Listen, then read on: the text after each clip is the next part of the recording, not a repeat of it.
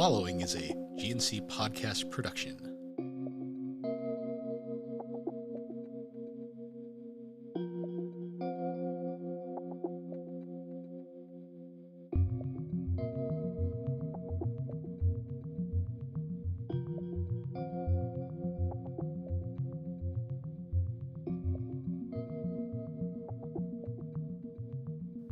Welcome to Geek Addicts, a pop culture podcast.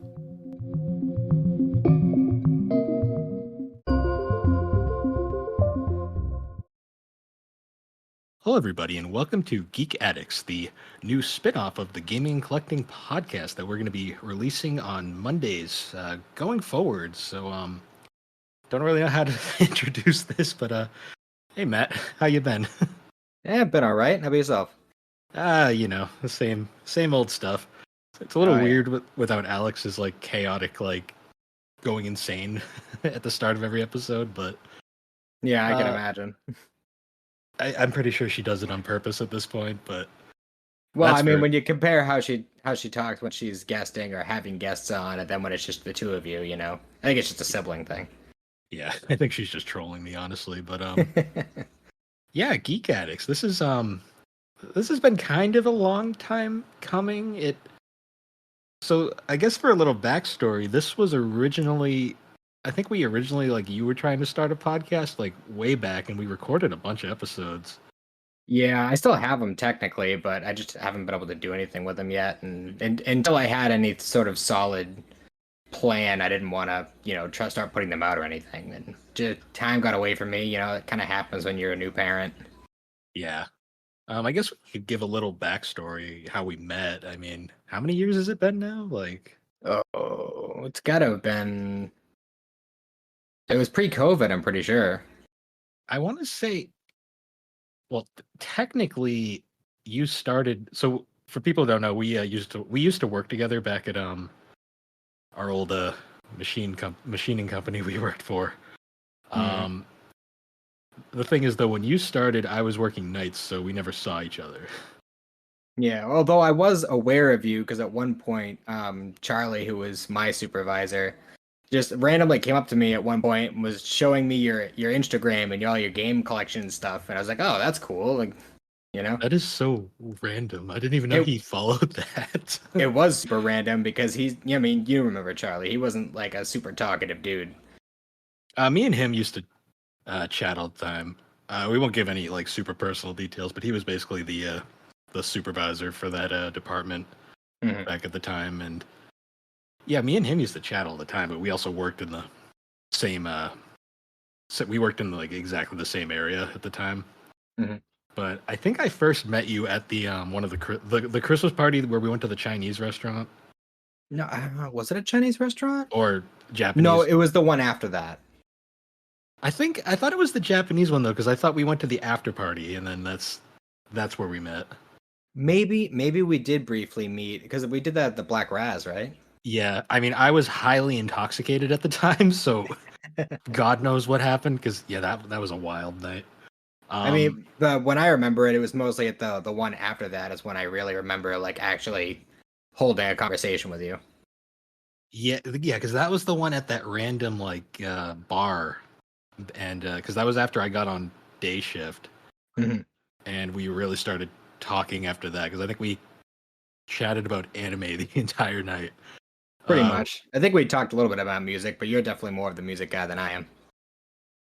Yeah, I think it was like all of us at the table. We were talking about things, and then it kind of just like as the party went on, and everyone got more intoxicated. It just kind of evolved into anime talk, which was kind of funny at the time because no one was really into anime at the company we used to work at. Yeah, I think you and I were just about the only ones. Only one's active. I think there was another guy on first that might have, but he was more. Well, he was more into games actually. More than Yeah, I was gonna say, anything. I was actually gonna say, is that you talk about the guy who used to bring his Switch in all the time?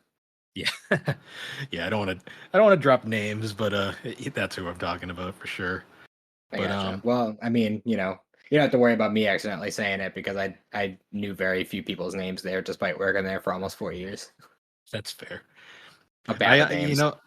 I only remember the names mostly just because like um I was there 8 years, I think.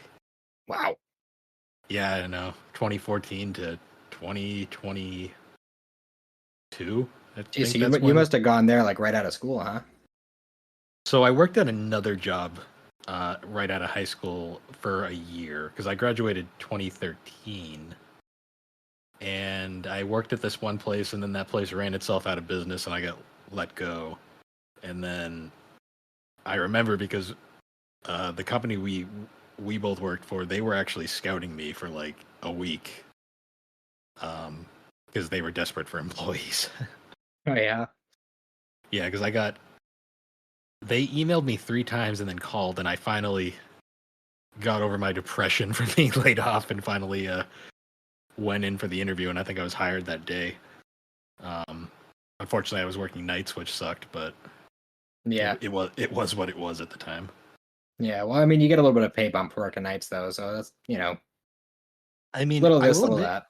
it was really nice when we first started because we were doing 410s at the time, so it was like Monday through Thursday, and then we had Fridays off. That was actually pretty nice. Like I didn't actually mind that at all. That seems Um, pretty solid to me. yeah, it was when they switched us to five eights again, and then that's when it kind of sucked. And then I went to third shift, which sucked even harder. I bet. Yeah. Oh yeah, because that's the reason I was such a mess at the Black Raz party we went to, because I didn't go to sleep that day because I got out of work at 5, stayed up, and then went to the party Oh and just yeah. kept. I was up for like probably 24 hours that day. So you were both inebriated and half asleep. Yeah, it was how I got home. Don't ask people. That's all I'll say. Um, thank God it was only like a 20-minute drive from my house. So Yeah, no kidding. yeah, and then I think like after we started chatting, we were pretty much the. I think at that point we were like the only like real like close friends at that place for a while there. Pretty much. I Because mean, it I got had pretty. I had a couple of my wife's family there that I would talk to here and there, but I mean, aside from that, yeah, you and I were pretty much the only ones who really chatted, Yeah, like with amongst each other at least. yeah, because it got depressing. It got pretty depressing there very quickly as things kind of winded down. Hmm. Yeah, No kidding. and then I had to move to Connecticut, but we've stayed in touch, and I think we actually were trying to start your podcast right before I moved. Actually, I think that's what it was. Yeah, I think it was only like a couple months beforehand, and then obviously life got away with it, and I just wasn't able to make it happen myself at least. But I always intended for you to be if not permanent, at least a regular guest. Hmm. Yeah, because GNC was only just beginning at that point. I think. Well, I think you not had just really. hit your year mark at that point. Yeah, because we had done a good handful of episodes. Because I know. Yeah, because the first time you guested on GNC was the Dragon Ball Superhero review, and that wasn't until I was in Connecticut. Mhm. That wasn't until we were at my sister Alex's place. So yeah, that was until way later. Yeah, I was actually in the process of moving back into the house after that whole debacle. Right. Wow. Yeah, that's true. And then Yeah, I had to record at my grandmother's house across the street because I didn't have any Wi-Fi at the time. I remember that because the first one you did after you got back into your place was the anime roundtable, I believe. Yeah, that one came before the Fruits Baskets one. Yep. Yeah. So it's been kind of a long time coming. I mean, you've been part of the GNC family for a while now. You've been the server mod since it started. I think Uh, I think I was the first person in there aside from you and Alex. yeah, you were in there during the point where it was just a testing ground for me, like messing around with shit before I actually opened it to the public. Yeah. Um, yeah, now we got a healthy little family over here growing, and we're actually trying to do multiple shows now, which is impressive that GNC went as far as it did. I mean, it's still going to this day. Yeah. But yeah, so I think the idea behind what we want to do with the Geek Addicts is it's going to be more of it's basically going to be like GNC, only not so much a. We're not going to have the sibling dynamic, obviously, that me and Alex have, and it's going to be more kind of just two friends shooting the shit about whatever comes up. Yeah, kind of a more broad look at geek culture, the kind of things that we are personally interested in, and Yeah. And it's not going to be exclusively gaming focused or anime or anything. It's going to be kind of just general pop culture, like yeah. all Sometimes sorts we of might things. talk about movies. Sometimes we might talk about TV shows. I might ramble on about books every Mm. now and then. I might go on a manga rant or something, or maybe we'll just talk about something completely unrelated. You never know. Yeah, we could just end up talking about old work times. Yeah. So the first episode we're going to do, this one is basically, honestly, this was, this is probably going to end up being a GNC episode at some point in the future as well. But I think the thing that we first really started talking over was Dragon Ball. That makes sense for me. Yeah, because I knew you liked Dragon Ball because I saw you with the manga a few times there. But me at that point, I was like super socially awkward, so I wasn't gonna say anything. Yeah, I don't Um, feel bad. I'm still socially awkward. I mean, same, same. But now I just have a lot of friends I met over the internet. Yeah, uh, that's danger right there. nah, not anymore. Now we're all just a bunch of podcasters who just talk about games. Yeah, fair enough.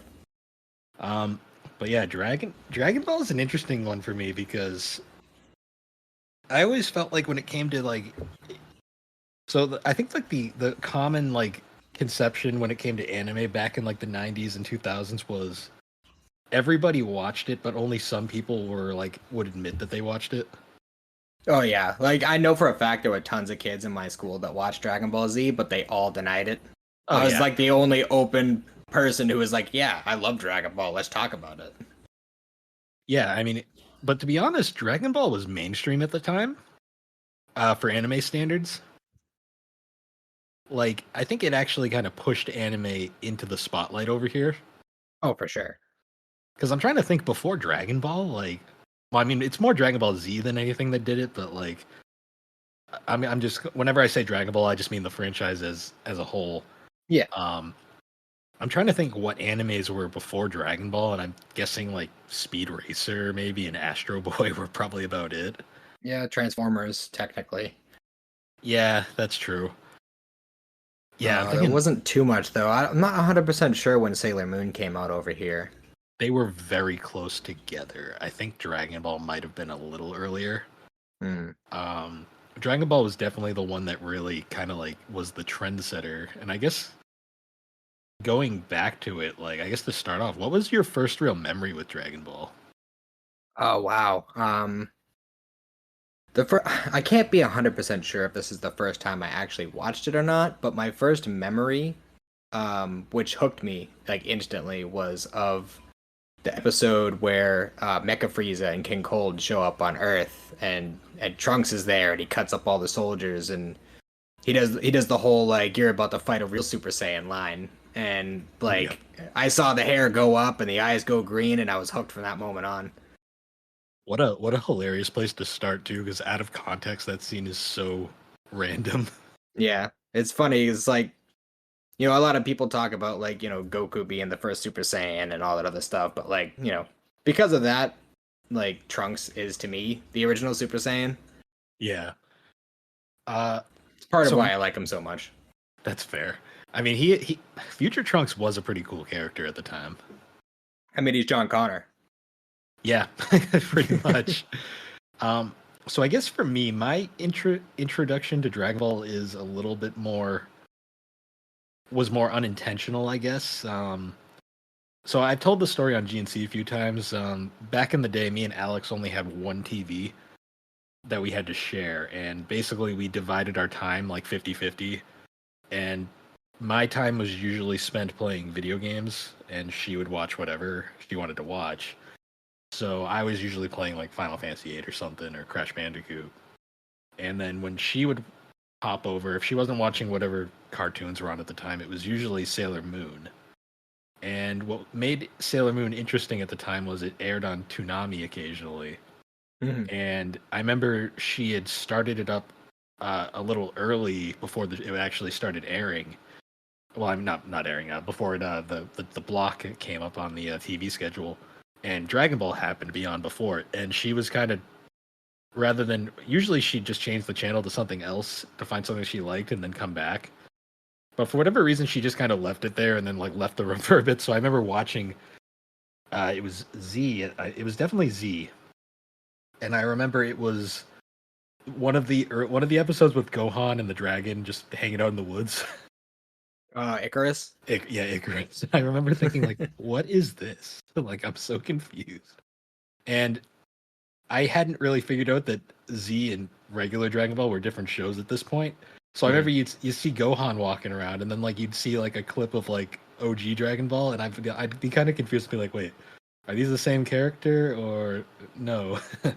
Yeah, it gets a little mixy. And it got even more confusing when like you'd see like a way later episode with Goten, and I'd be like, what is happening now? Yeah, right. But I remember seeing it there, and I was always interested. The problem was though, trying to catch Dragon Ball was always a weird thing on TV. Like you'd either so when it was airing on Kids WB, like it was very easy to follow because they always played it in order until you got to the end of where the Ocean dub ended, and then it would reset constantly back to Raditz. Trying to watch it on Toonami wasn't as easy because Toonami's time blocks were always weird to me. Like they would always like change. Because I remember Alex would always have to chase when Sailor Moon was on for whatever reason, and Dragon Ball didn't always play before. It was always something different. So like I'd always have to kind of just look for it, and if I happened to find it, so I saw a lot of like episodes in really weird orders. Like I'd see like early Z stuff, like a Dragon Ball episode, some late Z stuff, an occasional episode of GT. Well, the time slot for Dragon Ball sticks out specifically in my memory because when I was a kid, at least for a certain amount of time, I was only allowed an hour's worth of television a day. Mm-hmm. And I always used that hour at 5 o'clock Dragon Ball, 5:30 Dragon Ball Z. See it. So at least for a good amount of time, that was the block for Dragon Ball. That makes a lot of sense. Honestly, for me, it was probably just my kid brain not realizing that it was probably the same block all the time. Because like for me, I was the crazy guy who would get up at 5 a.m. every day to catch my one episode of Inuyasha because that was the one that got me hooked for whatever reason. I don't know. Everyone's got their own. Yeah, everyone's got that one anime that like got them into anime. Like, I mean, I didn't know what anime was when I watched Dragon Ball at the time. I just thought it was a cartoon that just looked different. Yeah, was that around the time when they were calling it Japanime? Or was that a little bit beforehand? That might have been a little bit beforehand. Like, I vaguely remember that. I just always thought of it as like, oh, this is just a very like stylized cartoon. Yeah, I mean that's all people ever thought of it when they were kids. You know, it's just a cartoon. It's just that this cartoon happens to have 5 fingers. Yeah. For me, like the first time I heard the term anime was when Adult Swim started doing their anime block, and they referred to it as anime directly, and I was kind of like, oh, it's got its own unique name. And I always found it very fascinating how like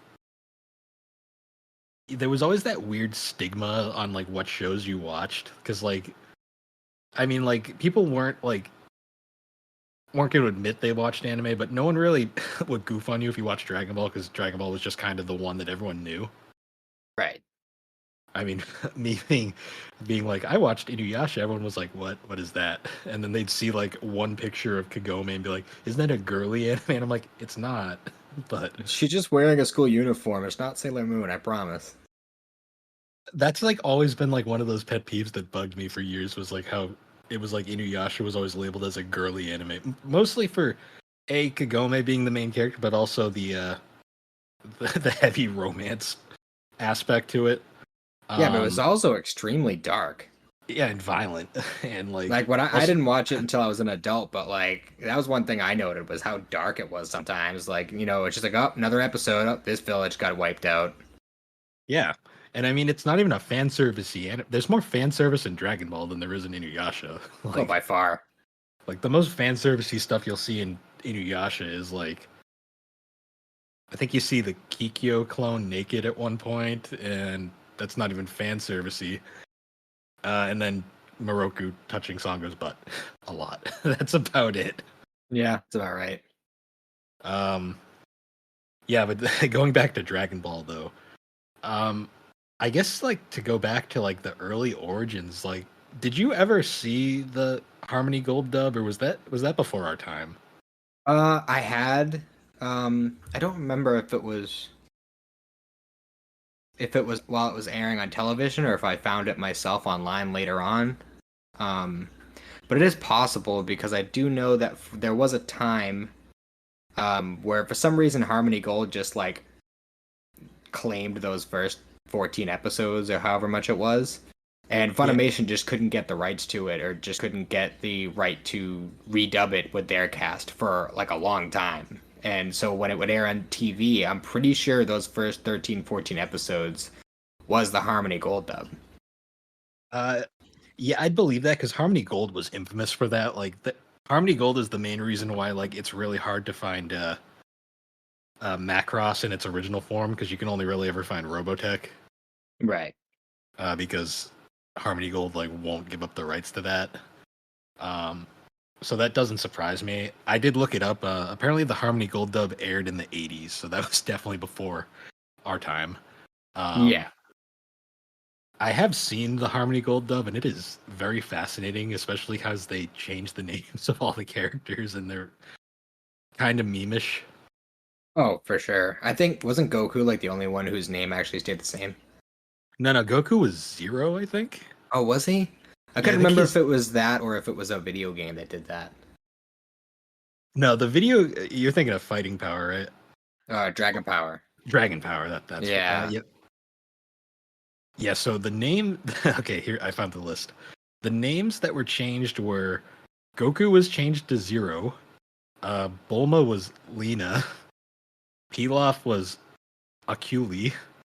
Turtle was Tortoise. Oolong was Mao Mao. Yamcha was Zadaki. Like some of these are just random. These are like way harder names too. You think they'd do something a little bit more Western if they're going to change them? Okay, so PR is funny. PR is Squeaker. That kind of makes sense. I kind of like that one. Krillin is Bongo. Launch was Marilyn. I get that. Tien was Shinto. And Korin is the best one. He was Whiskers the Wonder Cat. That one I know. I know that one. Well, I mean, that one's just become memes at this point. Yeah, I know that because of Abridged. Played with that one a lot. Yeah. Other than that, though, the rest of them aren't particularly interesting. Shenron was just Dragon God. I mean, I'm pretty sure that's... I don't know if that's actually what Shenlong means, but it might be. Possible. I just realized they don't have Roshi listed here. Unless they edited him out. Did they edit Roshi out? To my knowledge, they didn't edit him out. They just severely censored him. He's not even listed here. So that's because if I remember right, the scene where he asked to see Bulma's panties, they changed that to him asking if she could set him up on a date with a nice older lady. Oh, apparently Master Roshi's name was the only one that wasn't changed. That's why he's not listed under the name changes. Wow, the only one whose name didn't change is the only one that's like you know the whole thing about how Master Roshi's name is when you translate it, it's just Master. Yeah. Well, because Roshi means master. That's not as bad as like Chi-Chi and like I think it's like the Brazilian dub or one of the foreign dubs. Chi-Chi's name is Milk because in that language, like Chi-Chi literally translates to tits. That's fair. So it's like okay, I guess. Yeah, that's always been fascinating to me, like all the changes and stuff.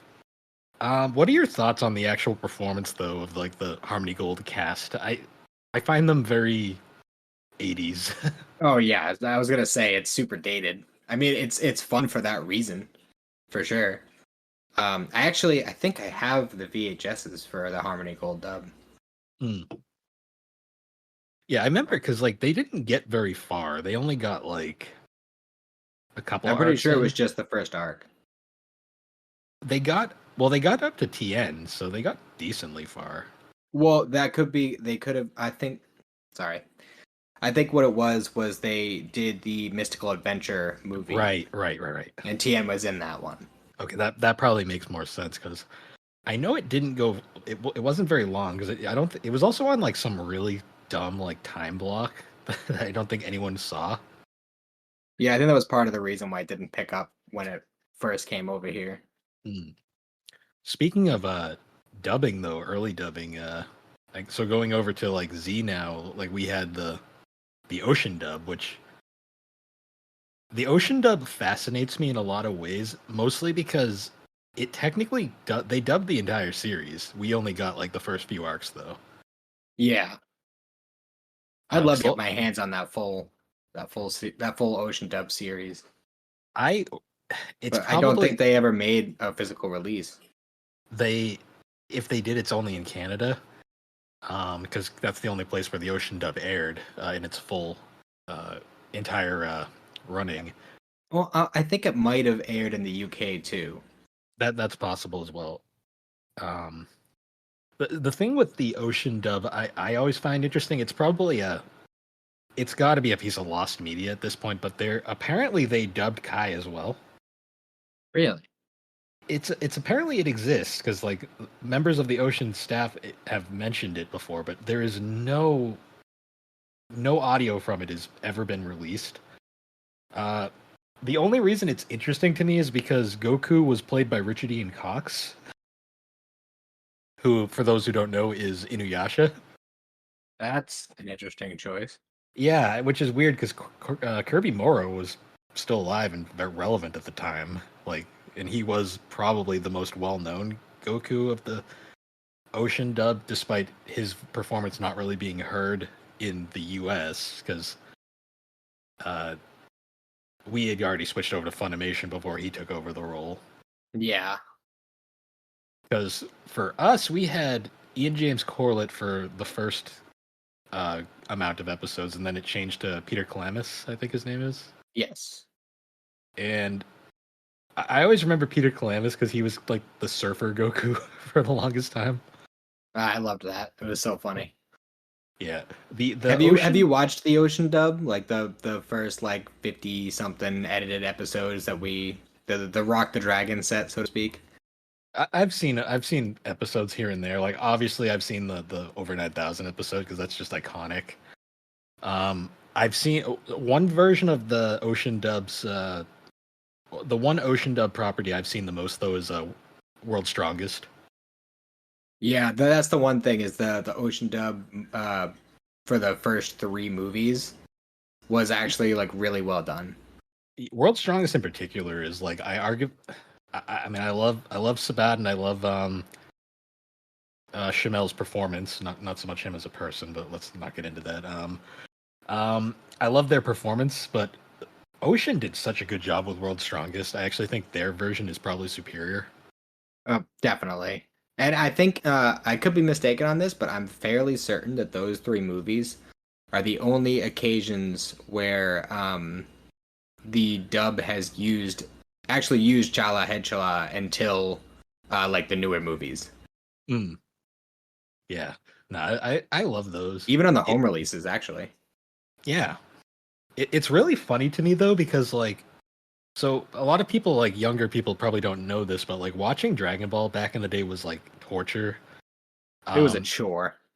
Because so Ocean did the first like 50 or so episodes, like up until right after Fake Namek, and then Funimation, the distributor, basically realized Ocean is really expensive.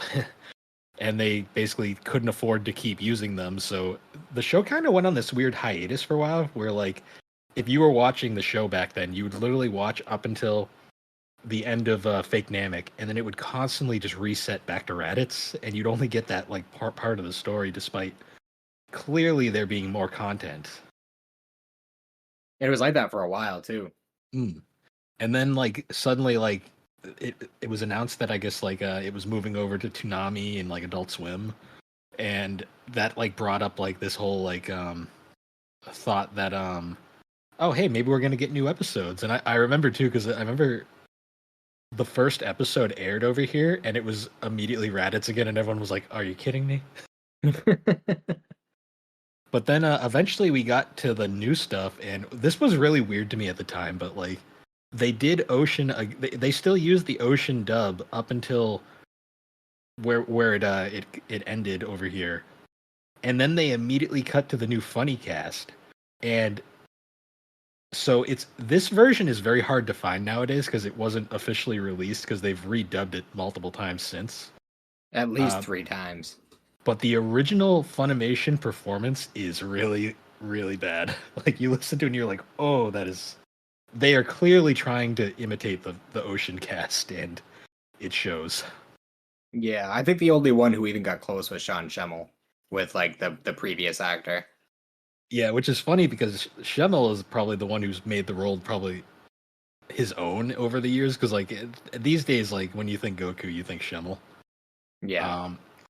Vegeta was significantly different though. I remember because like I love Brian Drummond's performance as Vegeta, but they're like polar opposites. Like not even close. Definitely.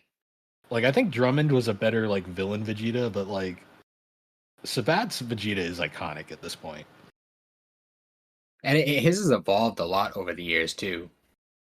Yeah, because like when he first started out, he sounded kind of he was more nasally sound. He honestly sounded like Kuwabara from Yu Yu Hakusho. Yeah, and he like had a rasping element to his voice when he was doing it too, where it almost sounded like he's smoking too much. Yeah, they all had really rough sounds to their voices.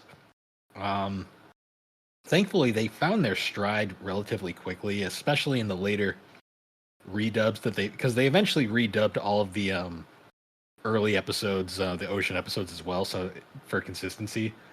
And it's funny when you go from like the before they redubbed the later episodes, like the quality would be really good to start, and then like get really shit in the middle, and then get progressively better. It was so funny how that happened too. Yeah, the early days of dubbing were really funny because they had to deal with so much weird shit. Like we were still learning all this stuff. Like we hadn't really figured out like the science of anime dubbing hadn't really been figured out yet, and Funimation were like the original precursors to figuring this out. Yeah, they definitely paved the way for a lot of different companies for it. Because they eventually went and redubbed original Dragon Ball as well, and it's really funny listening to original Dragon Ball nowadays because it sounds so much better than like early Z, because they did it after Z and they had figured out their voices by that point. Yeah, and except for the first like 13, 14 episodes, like that first arc, I think they've kept it pretty much the same since they dubbed the whole thing. I don't think they changed it too much. Yeah, unfortunately, that's one thing that I'm always bummed about original Dragon Ball is it hasn't been re-released since the blue boxes. Yeah, I'm bummed about that too, honestly. I mean, I love the blue boxes. Like they're such a nice like just for people for collectors who know this, like Dragon Ball had some of my favorite like collector's editions like back in the day. Like you had the blue bricks, you had the orange bricks, and then the 2 green bricks for the people who wanted GT. Although the orange bricks I've heard aren't the best quality. Like The nowadays. orange bricks are the worst out of the whole set. Are they? Yeah, which is why I had started getting the orange bricks at first until I started actually like broadening my knowledge on it, and I knew something was up like when I was watching it, but I didn't really have a clear idea of what it was. Yeah, I skipped out on the orange bricks in favor of getting the Blu-rays, which I've heard are better, but they're still not perfect. Yeah, they're definitely better than the orange bricks, but I mean, that's no Dragon Box. Nah. The blue bricks, on the other hand, though, are very, very well done. For the time, anyways. Yeah, I mean, as far as like a DVD release from the, I don't know when the hell it came out, early 2010s maybe? Yeah, they have marathon mode, which is, to me is like one of the greatest things that Funimation / Crunchyroll does not use nearly enough. Not even close to it. I think Dragon Ball and Attack on Titan are the only home releases I've ever seen have that function. I think there was one other one. I'd have to relook though, because I remember seeing it somewhere else. But that is a godsend, especially with a series as long as Dragon Ball. Actually, I'd have to. I've never seen a One Piece box set, but it wouldn't surprise me if One Piece had it too. Yeah, if any series needed, it's One Piece. Yeah.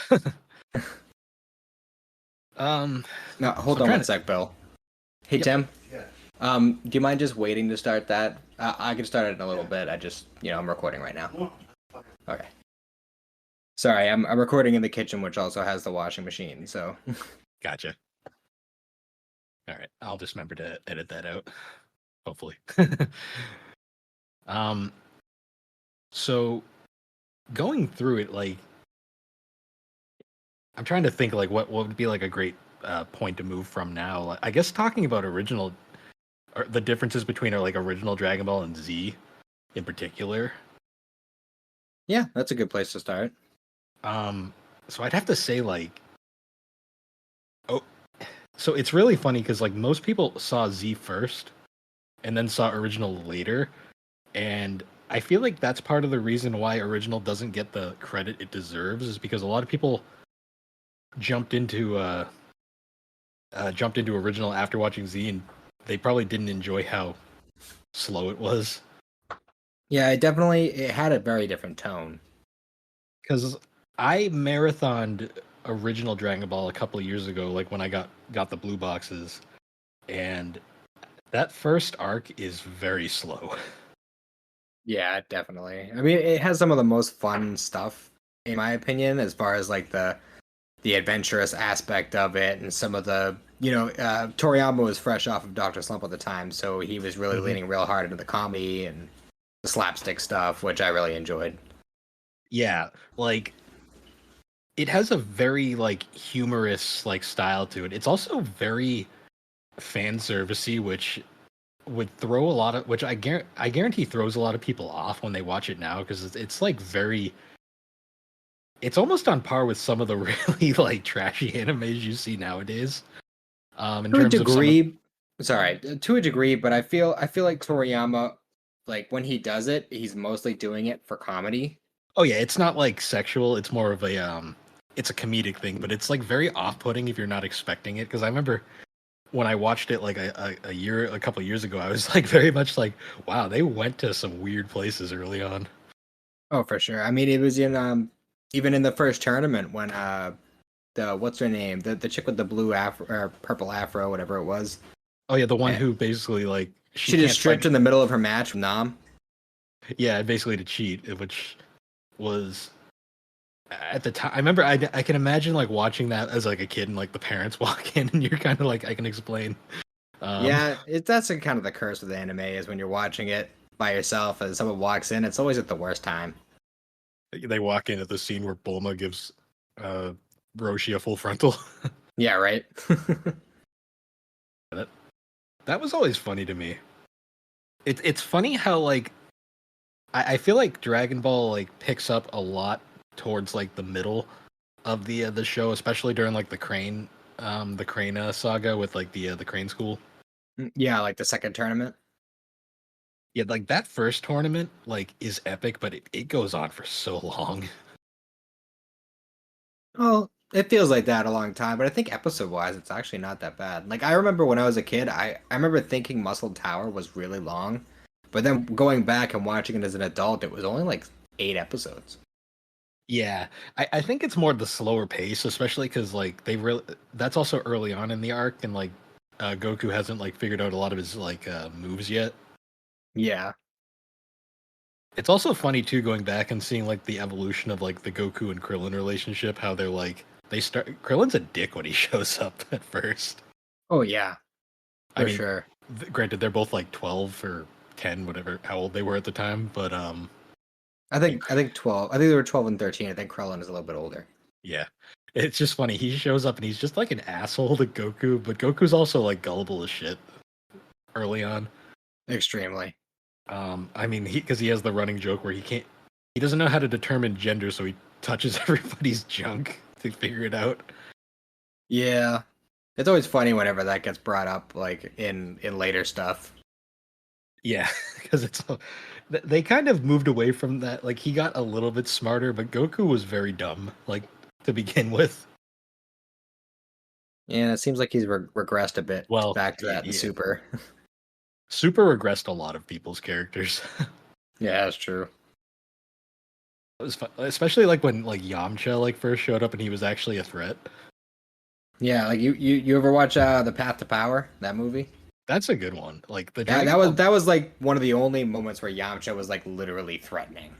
Yeah, I always remember too like the funny scene where he just completely like sucker punches Chi Chi at one point early on and knocks her out, which I always thought was like, wow, that's really bizarre. Like especially like with like modern Chi Chi.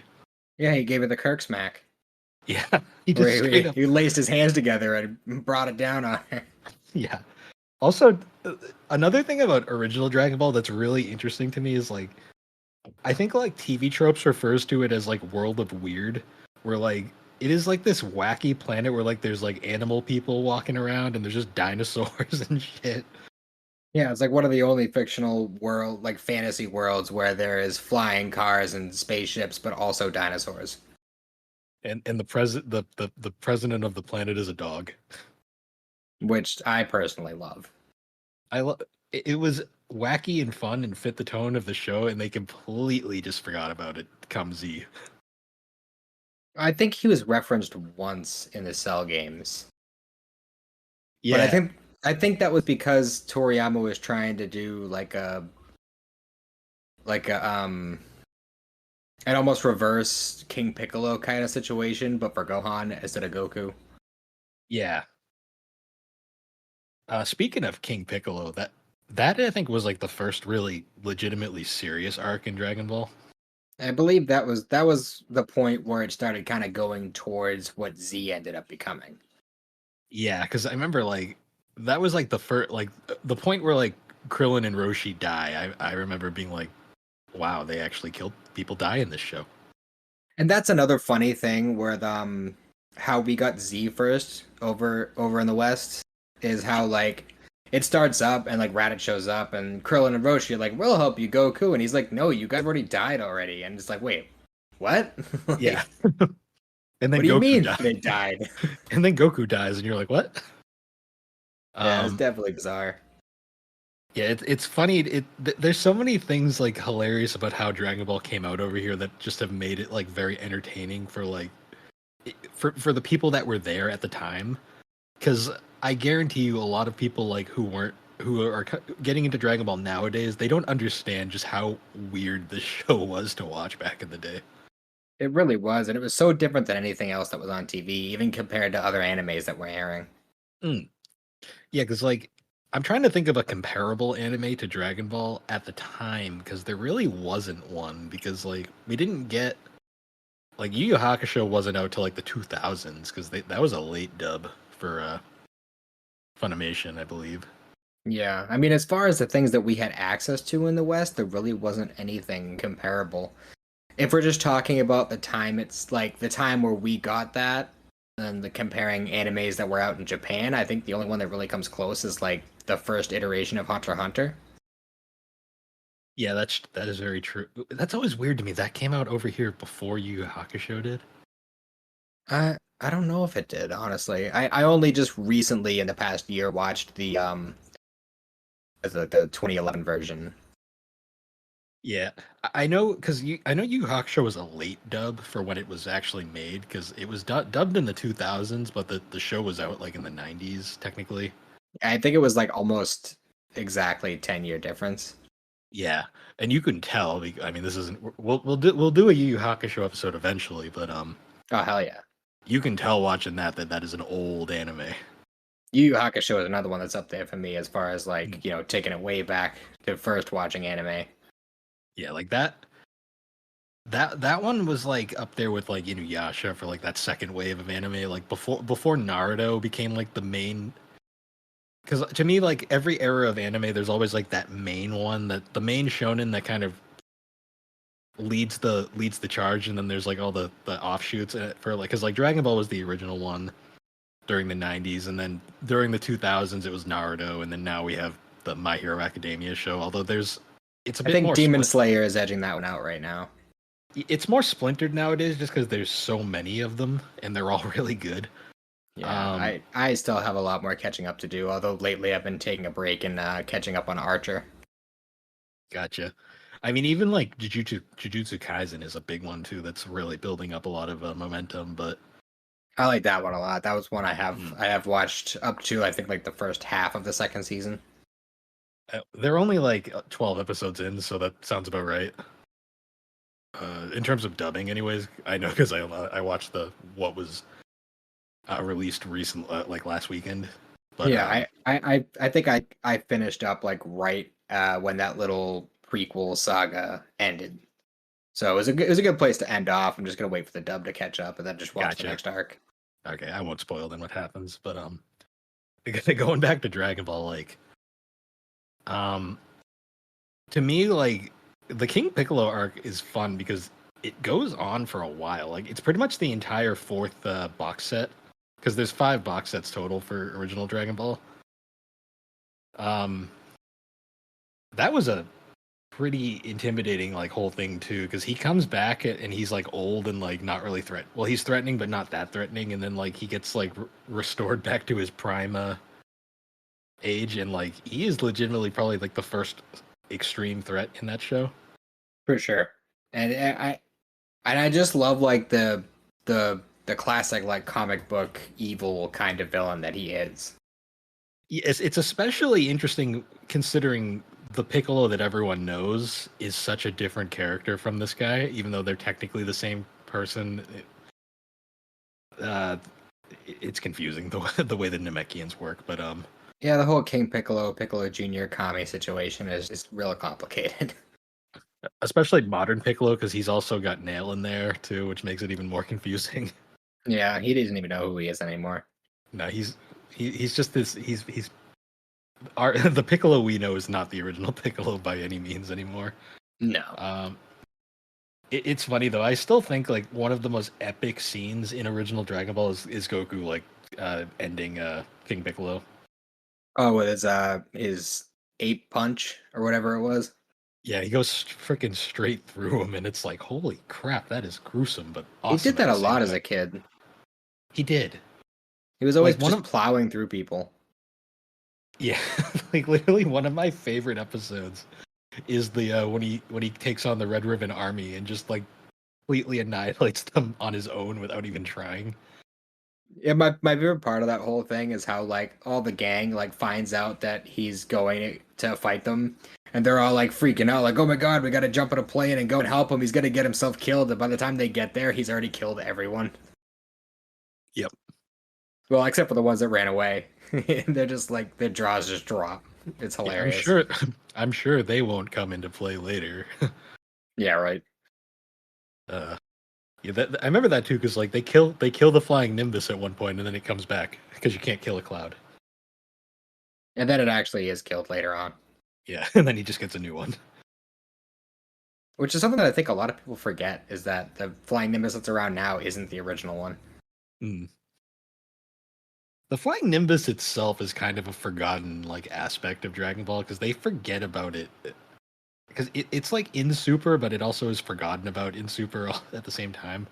I feel like it's just kind of like a prop at this point. Like it comes around every now and then, but although with Daima coming up, that might change. Yeah, my favorite part about the flying Nimbus was the fact that it would reject people if they weren't pure. That it just was it just hated Bulma. some of the best slapstick stuff with that. I'm pretty sure the only people that could ride the Nimbus were Goku and Chi Chi, and the what was the little the little Native American Oh, boy Upa. Upa. Yes. He could ride it, and I think I can't remember. I can It was barely a remember handful of people. any side character that appeared, like the little the redhead girl that Android 8 is like friends with. I think she could also ride the Right. Nimbus. Right. And then obviously See, Goku's kids could ride it. yeah, the pure ones. I Yeah. always laugh though because like all of those characters were one off in Dragon Ball, but they did appear in Z later on in minor, very minor appearances. Yeah, it was usually like usually if Goku's like doing a spirit bomb or if it's a filler scene, like I believe Upa and Bora appear in the Saiyan saga when the human side characters are going to Korn's Tower. Yeah, and I know Android 8 or 8 or whatever. His official name is Aider, right? I think that's the name that people usually go for. Okay, I know him and the I can't remember the red-haired girl's name anymore, but I I know think her they name was Snow. Suno, that's what it is. Um, they appear during the final spirit bomb, giving energy, like Hmm. most of the characters did. Um, but yeah, it's fun to me. Like, it's weird that my favorite arc of original Dragon Ball is the final one. The Piccolo Junior tournament. Basically, just that whole like build up, like Goku meeting Kami and like getting his training, and then the time skip and the tournament. Those the training filler episodes are some of my favorite in original Dragon Ball. Mm. Like I love the one-off episodes like Goku fighting the doll and when he had to dodge the lightning and there was the one where he went to Demon Land. Mm. Yeah, there were some really fun ones there. There was also like the whole final tournament's awesome too because I love the scene where all the characters meet up again is really nice because like you're like, wow, everyone's like actually really grown up and Except for Krillin. yeah, he's still pretty short. He grew like 2 inches. Yeah, I think they all make fun of him for that too. But he's Mhm. like one of the best fighters there. I think he's just one of the best fighters in general. Honestly, I think one of the best fights in all of Dragon Ball, and it's one that you never hear anyone talk about. It was when Goku and Krillin fought in the second tournament. No, that It was a has some of great. the best. It has some of the best fight choreography and out of any of the other fights. Oh yeah, I mean, speaking of that, like I still say to this day, like one of the best fights in the entire franchise to me is still Goku Piccolo Jr. Like the final fight, basically Oh, of the definitely, original Dragon Ball. I mean, even definitely. like Goku Tien is awesome too. Like that's a great fight. Yeah, both of them. Both of the fights they had. Although I definitely think the first one was better. Honestly, hell, like every fight, honestly, in the that final tournament is really entertaining. Even Goku and Chi Chi, even though it's a slapstick fight. Yeah, he's just dodging her the whole time until he just blows her away without touching her. Yeah. Oh yeah, that's a fun little arc too because like it's different in the manga because doesn't Chi Chi only appear in her first appearance and then just comes back at the end in the manga? Yeah, she because in the anime, like she'll pop up like throughout the series in filler episodes, and they continue to meet up and talk and hang out, and then he takes off. But in the manga, he meets her the one time in that first arc, and they didn't dub it right when they were doing the anime. But she basically says like, "Would you like me to be your bride one day?" And he, thinking that bride was something to eat, said, "Sure." And Yeah, that's why she was so mad in the anime um, later on.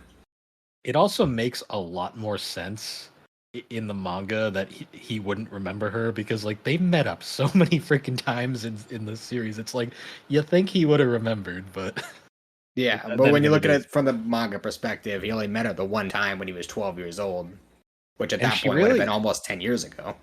and she really only vaguely looks like her child self, like when she's grown up. So Well, yeah, she's actually like fully clothed.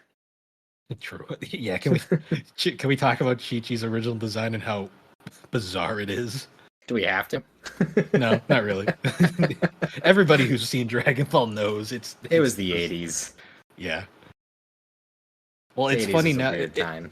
It's funny now too, like especially because like people know Chi Chi as like the stick in the mud like mom character, annoying mom character, and then you see her original design, you're like, what? Like, okay, It's so weird.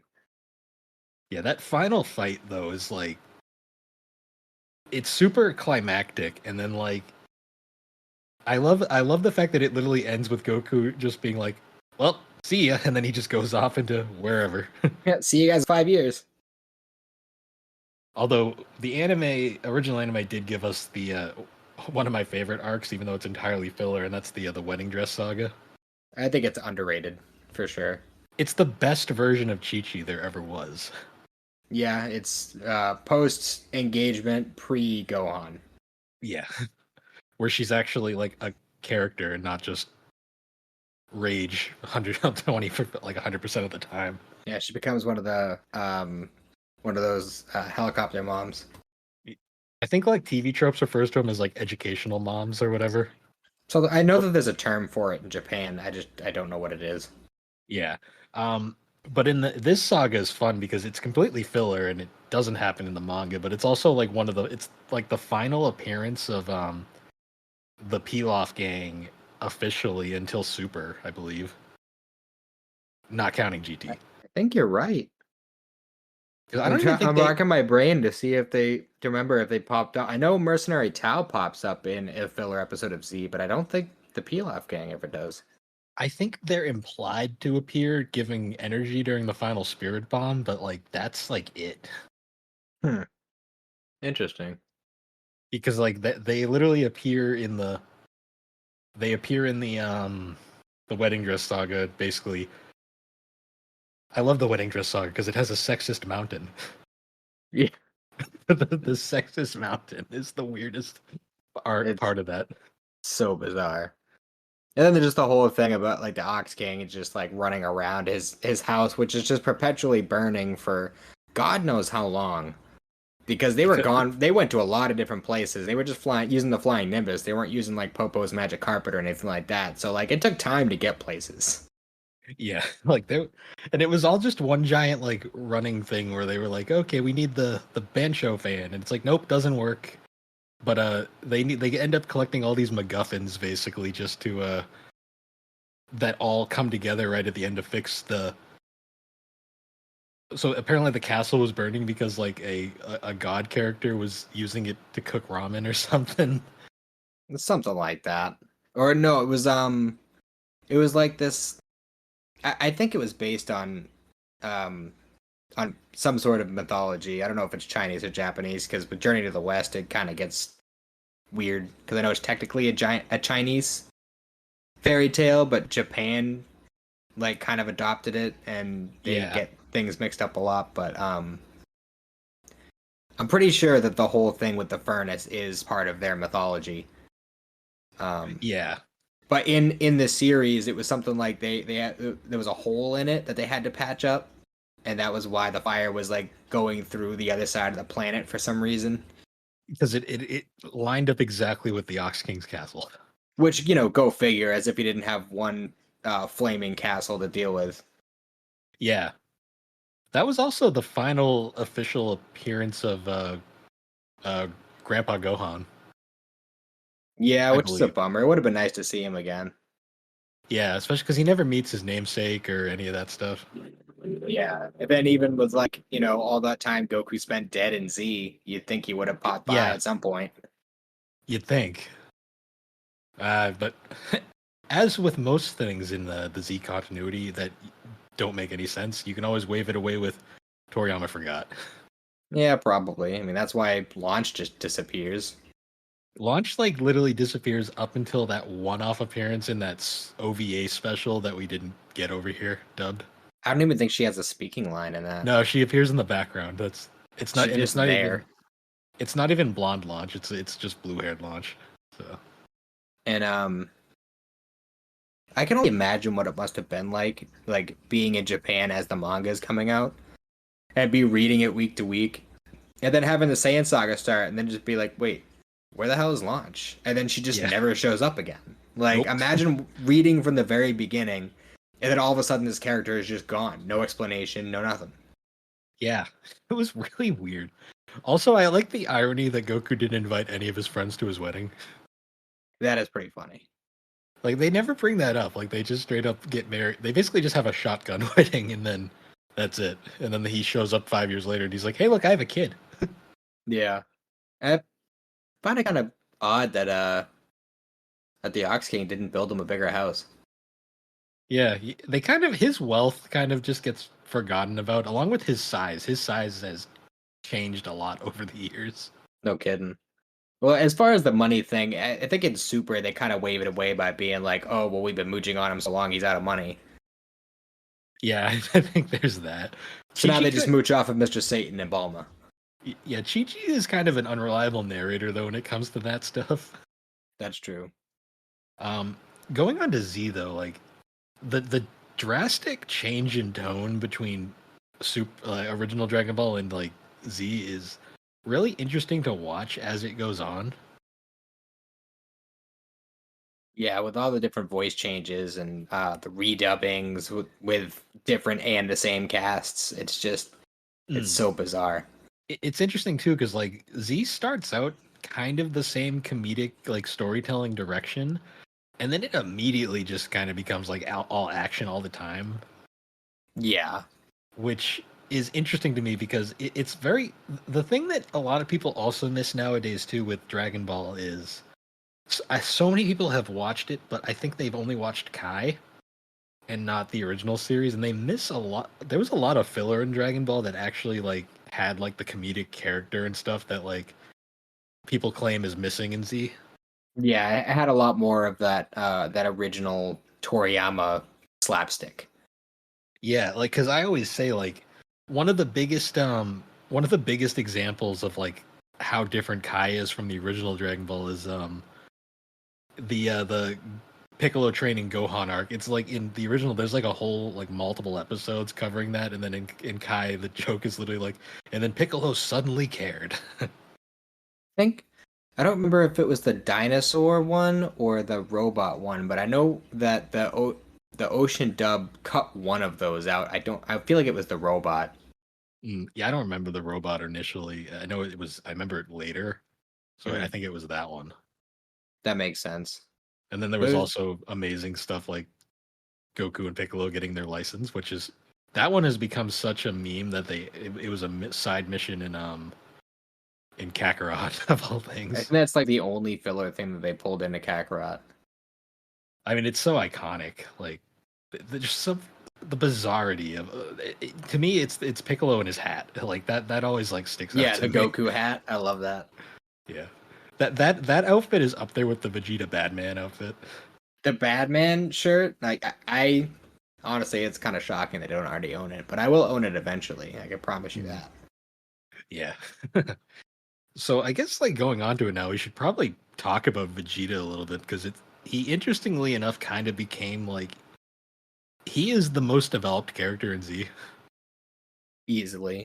I mean, Like I'd say there's an argument for Piccolo, but by the time the Cell games came around, his arc was kind of complete, and Vegeta's has kind of been continuous for quite a while, even up to current Super stuff. yeah, Vegeta's arc is it's arguably still going. Piccolo's is basically like you said, it was basically completed by Cell only to be slightly brought back with Superhero. Yeah, But Superhero is a love letter to old school fans, honestly. yeah, it was definitely that was a movie that maybe not exactly that, but that type of movie is exactly what I've been looking for, waiting for a long time. That entire movie was a love letter to Gohan and Piccolo fans, basically. We needed it, but honestly, I'm surprised that Toriyama did a Gohan Piccolo story before doing a Vegeta centric story. Yeah, he did let Vegeta finally win, though, so point for that. Hey, I mean, he's got one over on Goku because technically Goku's never beaten him. Yeah, that's true. Um, yeah, going back to Vegeta though, like his arc is very fascinating throughout Z. Like he starts out as a villain, kind of becomes an anti-hero, just annoyance for a while, and then he becomes one of the arguably he becomes like the secondary protagonist of the series later on. Easily, yeah. And Even it's a lot of his arc was really interesting because like you said, like he starts out like just completely irredeemable evil. And mm, then they kind of have to team up together by necessity. And he just kind of like hangs around and he's still not a good guy. And I would even say it's a kind of a stretch to call him an anti-hero. I'd just say he was more I'd still say he's a villain to a degree, That's kind of but why just I kind said of like in a state of stasis. that's kind of why I referred to him as like an annoyance more than anything.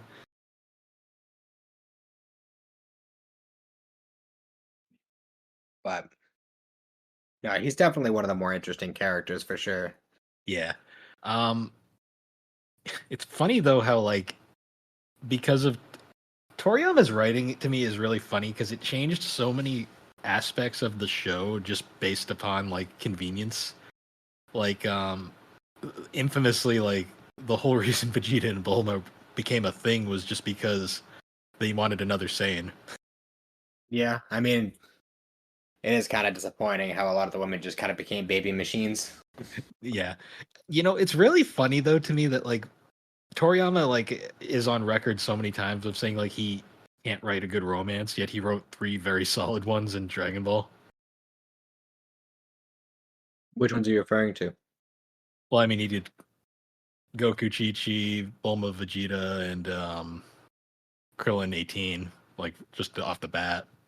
Yeah, And I guess Videl Gohan later on. I'd say Krillin 18, Videl Gohan are definitely more so than the other ones. Yeah, Goku Chi-Chi is a weird one because like That's a marriage of convenience. well, it's weird though because like in Z, they had their moments where it was like you realize they do care about each other, but then like Toriyama forgets about that like 3 episodes later. Yeah, Like but I yeah, always, to me, I always think of like him throwing her into the stratosphere. Like that's always a good moment. that's one of the best moments. Or when he launched her through the tree into the rock, and she just like shrugged it off. And my favorite part of that whole scene was, I think it was when he was trying to get her to let him train Gohan and like to prepare for the androids. And like she's like, no, no, no, study, study, study. And then he smacks it through the wall and through the tree and then into a Into a boulder. rock. And then it flashes to him bandaging her up, and she's just like, all right, fine, you can train him. Yeah, and she's not even like hurt. She's just mildly annoyed. Like that's like Chi Chi was like not as. It's funny. Like Super has really like tainted the perception of her character because like she wasn't that annoying in Z. In the manga, she wasn't really that bad, honestly. It was the anime that kind of did that to her. Yeah, because you see it in Kakarot where because Kakarot's more directly based off of the manga in a lot of ways. Like she's perfectly like normal in the in Kakarot. So Yeah. yeah, it's funny though. It- are you in the apparently Dragon Ball was supposed to end with Cell originally. Um, to my understanding, it was it wasn't necessarily that it was supposed to end. It was just that by that point, Toriyama was starting to get burned out. So the reason why the Buu saga is as bizarre as it is compared to the rest of Z, supposedly, I'm not gonna say for certain. It's not like I've talked to him or anything, but from my understanding, it's more along the lines of he basically said, "All right, I'll keep making it for now, but I'm not taking any bullshit from my editors." Because a lot of the big things that happened throughout the series, especially during the Cell saga, the Android saga, um, a lot of things happened specifically because the editors told him, "No, you're not doing that." Yeah, that actually makes sense because the Boo saga is insane. It is probably the easiest way to say it. And even though like the Boo saga has so many really dark moments, it definitely like still has that kind of like especially with the way that Fat Boo was as a character, Mm. like it leaned still into a lot of the comedy, but it had like a horrifying aspect to it at the same time. Yeah, well, I mean, like to me, like one of the most horrifying scenes in like the Boo saga is Chi-Chi's death, actually, because he turns her into an egg and then just smashes her. And it's like, what? Like that's just straight up dead. Which was totally unnecessary because he didn't even need to turn her into an egg to smash her. He could have just smashed her. Yeah.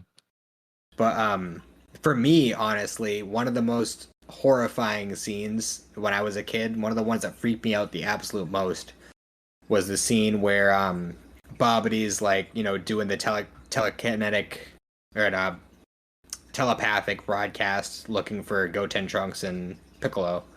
Mm. And he's like, we're gonna kill all these cities, and then he has Boo like lift up every single person in the city, and they're all just floating in the air, freaking out, and he turns them all to candy and eats them all in one fell swoop. Just like the Yeah, whole concept of just being suspended in the air like that and knowing what's gonna happen is just, even as a child, that was so fucking terrifying to me. yeah, and it's sad. What makes it worse too is it's played for laughs. Oh yeah, Like and that. I that. think that Go ahead. that's. I think that's like the key. Like why the Boo Saga is kind of unsettling is the whole fact that it's extremely dark, but played for laughs the entire time, which like is kind of a weird dynamic. Yeah, it definitely made it very unsettling in a way that Cell wasn't. Because Cell was very much he was very much a classic horror movie monster type of character at first. Mm. Running around, drinking people, doing all that crazy shit. But you knew what you were signing up for. The second you see him, you say, "Oh, I know what you're about." But you see Boo, and you're like, "What the hell's going on here?" You know? I mean, even like going back to the androids, like talking about like the future, like the bad future with like future trunks and like how like in that world like androids 17 or 18 are like genocidal maniacs, and it's like it's so different from the more just like rebellious like teens who they aren't really like psycho, they're just kind of they feel they're just being dicks because they feel like it. They just do what they want because they can. Yeah, it's just funny like because like I think the android saga to me feels very drawn out at times, but also it's not as confusing as the Boo saga is in a lot of ways, if that makes sense. As long as you're not thinking too much about the time travel aspect of it. Yeah, yeah, that is a bit of a time travel in anything is always kind of a mess, but at least in Dragon Ball, it's kind of like just a thing that just kind of happens, and you don't have to think too hard about it.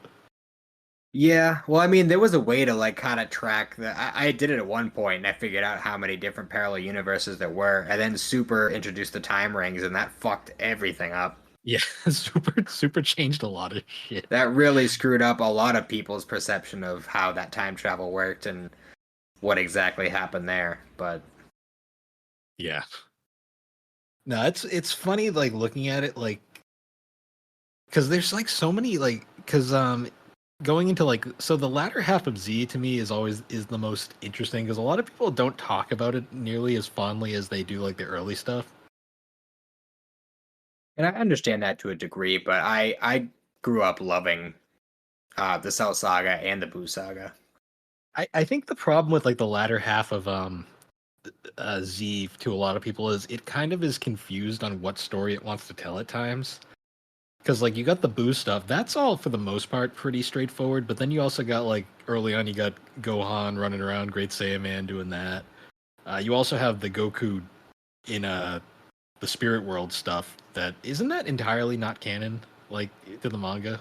Yeah, all that is completely.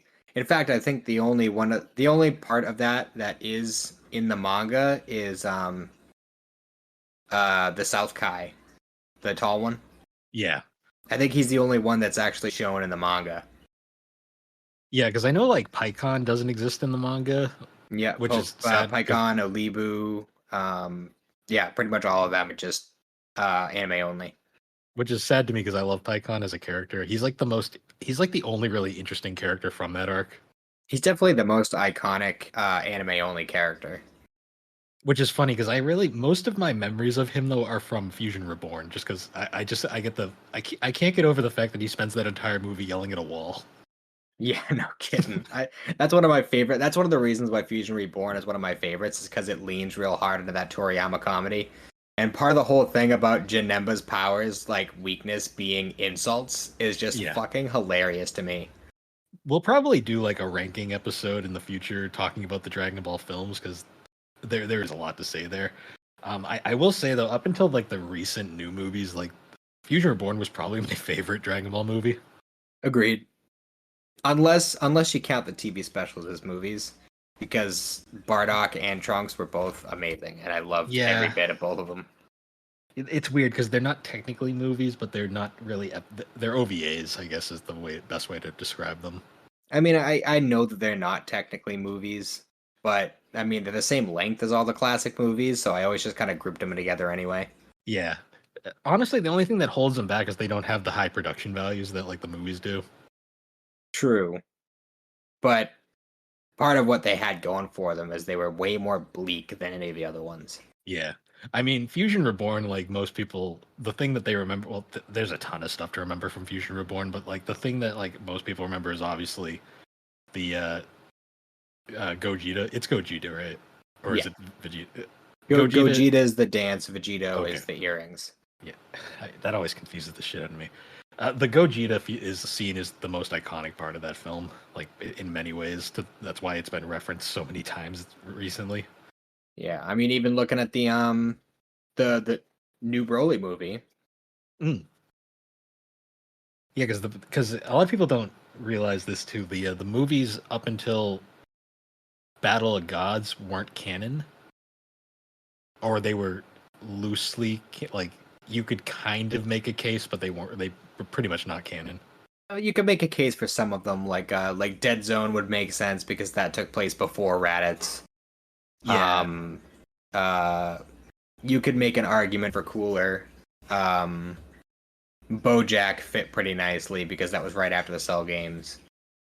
yeah. Like, And I I think Wrath of the Dragon was the only other one. well, yeah, because Wrath of the Dragon is just kind of like there. It has no real connections to anything. Actually, you know what? Come to think of it, I think Tapion might be at least in the running for most iconic um, anime only character. Well, 'Cause I know Tapion has his own just following. He's just Chrono from Chrono Trigger with a bad haircut. Yeah. Yeah, I always love that. But that movie was literally just Toriyama wanted to do a Godzilla movie. And yet he didn't do a kaiju fight until Superhero. Yeah, I know, I know, right? And with how much he loves Godzilla and Gamera, and he's got all these dinosaurs all over the place, like you'd think he would have done it a lot sooner. Mm. Even GT didn't do it. Yeah. And they had the perfect opportunity for it with the Golden Great Apes. Mm. Actually, speaking of GT, before we get to GT, though, I want to talk about the ending of Z, because the ending of Z currently, because of what's going on with the timeline, is the most confusing thing about Dragon Ball Z right now. Mm-hmm. Because it's kind of the canon has been messed with so much that it's confusing how it even works at this point. In what way? Well, how do we connect where they are now with like superhero and stuff to the end of Z, basically after the time skip? You mean just as far as like what everybody's doing at that time, or? It's just kind of like they've changed the canon so much that it kind of doesn't feel like it works anymore. If that makes To a sense. degree. I mean, I do think it's kind of weird that like, I mean, obviously, and they'll probably address it when they get there. I wouldn't be surprised if they just reanimated that tournament and just kind of added stuff from Super to make it better. But I feel like he's gonna probably just redo it and just kind of like forget about the old one. probably. But as far as like Oob, that whole thing, I don't know if you've read the Moro arc, but that does kind of fix whatever issues were with the whole why would Goku bother training him thing. Yeah, I know they fixed like that. I think it's more just like the ages of the characters are kind of screwed up right now. Yeah, age is something that's always been kind of screwed up. I mean, even going back to Battle of Gods, they said that Bulma's 38 in that movie, which is super not right. Yeah, isn't she like borderline 50? Like, I mean, maybe it's possible that at that point she had already been wishing herself younger, and she's just going by whatever age she's wishing herself to. But yeah, because that actually is a good hand wave they did in Superhero that she's been like. That explains why Chi-Chi looks so much older than her at this point. Yeah. Because Chi-Chi is pretty significantly younger than Bulma. Even in GT, Chi-Chi looked a lot older. Yeah, Chi-Chi looks ancient compared to Bulma in GT. It's kind of silly. Like it looks like she's like kind of balding a little bit too in that. Yeah, that's what's so end of Z. Like Chi-Chi looks properly aged compared to Bulma at that point. And then like you cut to GT and it's like, what happened? You know, the weird thing too is like Bulma looked older in like the future timeline, but like when they would do flash forwards to the future timeline in Super, she just looked like regular ass Bulma. Yeah, Toriyama forgot. That's just my guess. Um, yeah, I will say though, another arc before we move on to GT, another arc that I really enjoyed from Z was actually the right after Goku comes back to life and they have that party. Yes, I love that one with the karate dance. Yeah, that and the best burn against Yamcha in the series. Yep. Like that they ruined in Kai. Like it wasn't nearly as funny in Kai. In the original, it was like something like they were making jokes about trading husbands or something, and then like Yamcha was like, "Hey, ladies, what about me?" And they're like, "We're talking about upgrades, Yamcha, like Yeah, right. not downgrades." I actually haven't seen that in Kai yet. Actually, I've seen up through Cell and Kai. I haven't watched the Buu Saga yet, although I have it on DVD. I just remember I forget what they say in that one exactly. I just remember it being not as funny, just kind of more like generic. Yeah, I mean, Kai kind of just tried to. I don't know. Kai was a really weird experiment. Kai is great if you just want to watch like Dragon Ball Z for like the junk food aspect of it, not so much the you're really into the story aspect. Yeah. Because there's a whole history behind why Kai happened, but I don't know if we want to go into that right now. Uh, Nah, we should maybe we'll save that for another time. Because I don't want this to go too long. Right. I guess now moving into GT though, what's there to say about GT at this point? Yeah, I mean, it's all pretty much been said before. But I mean, I will say there's a lot of things to like about GT. You know, Yeah, I GT think I think has. it gets a bad rap. It's not great, but it definitely isn't the worst thing ever. I think GT's problems are like the fact. So we didn't really mention this, but like the whole like thing with the Dragon Ball and how Goku has kind of just taken over the storyline despite not really being the central character all the time. Um, because like Dragon Ball, it was supposed to be his story, and then Z was supposed to be a Gohan story, and then Goku kind of just took over as it went on. Yeah, it definitely feels like in Z, the main characters were Gohan, Krillin, and Vegeta for the most part. Yeah, but like Goku just kind of like inserted himself into all the plots and just kind of became the front of the franchise because he's the strongest kind of thing, Yeah, he just became Goku Ex Machina. basically. GT is even worse about this because like GT starts off thinking like maybe this will be a Pan show, and then it just becomes the Goku show very quickly. Yeah, which didn't do it any favors. No, like I think to me like the biggest problem with GT is I mean besides the whacked out way they aired it over here initially where they like started from like the middle and then went back. Yeah, with like the lost chapters thing. I remember when they were doing that. Yeah, that was a really bizarre way of doing it. But I guess like for people who have watched it like after the fact, like with like the DVDs, the GT like starts out promising and then immediately kind of takes a nosedive just from like is the most controversial aspect still the Goku as a kid thing? Um, I honestly couldn't tell you. And with the way that with this new series that's going to be coming out next year, I don't know if that's really like the main thing. I think the pacing is honestly one of the biggest problems with it. Yeah, I think the problem with like I know like the biggest complaint people have with the Goku as a kid thing is the fact that it was clearly just a cat like a grab at trying to appeal to like original Dragon Ball fans. Yeah, it was kind of an attempt to kind of bring back the old feel of like adventurous kind of feel of Dragon Ball. Yeah, it just felt unnecessary because like it literally like Goku isn't any weaker as a kid. He's just a kid now, and it's really awkward when he's like interacting with like say. I've told this story before in the past. My first time seeing GT was literally the scene where Chi-Chi shoves a. Oh no, it's a nightmare sequence where like old lady Chi-Chi shoves a needle in his ass as dressed up as a nurse. Yeah, I remember that episode. It was really bizarre. And it's just such a weird thing where like Goku's just a random kid, and then like his kids are adults at this point, and his granddaughter's like the same age as him, and it's just like Yeah, she's taller than him. yeah, it's just such a weird dynamic. I mean, it, I don't know. I always thought that was just like a poor decision. Also, I mean, the there's fact that they never you know, undo it.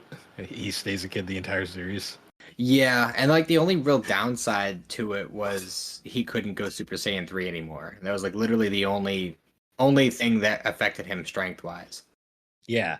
I always thought like to me like it would have made so much more sense to me if like when he went Super Saiyan 4 if that just reverted him back to being an adult, but they don't keep that. He keeps going back to a kid when he's not Super Saiyan 4. Yeah, it was really weird.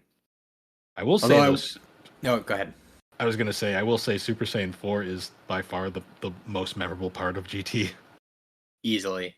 And honestly, I feel like GT would have done better here. And this is something a lot of old school Western Dragon Ball fans um, would say is the opposite for Z, and that's the score. I think if the score had been the original Japanese score, it would have done way better here. Because the American Yeah. music was absolute garbage. You don't want to go on the Grand Tour? No, I do not.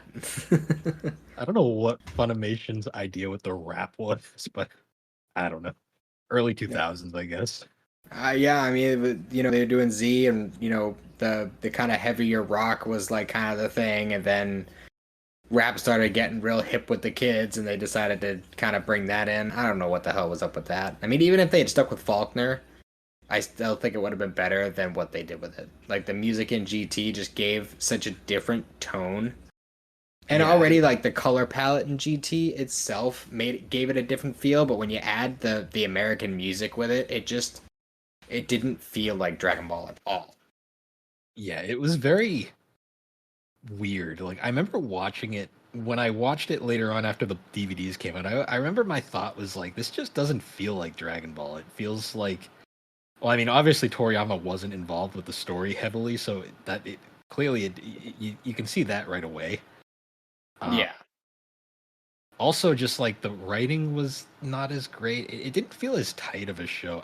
I like ideas GT had, like the Black Star Dragon Balls. I still say is a cool idea.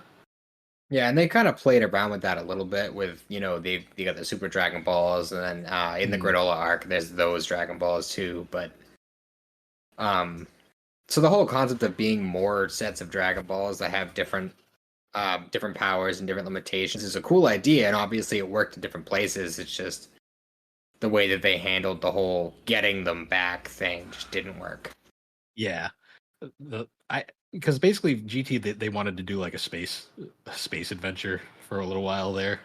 Which makes sense because, they kind of played around with the whole concept of space travel and stuff, but they really only ever went to that one planet. And then you heard that Goku went to another one, but you never saw anything about it. So it was just kind of like, yeah, we can go to space, but we're not going to. Yeah, I think the other problem too is like the main cast that they chose for this show of Kid Goku, Pan, and Trunks. Kid Trunks now adult teen Trunks, I guess. Yeah, Timelines. Ascot Trunks. Yeah.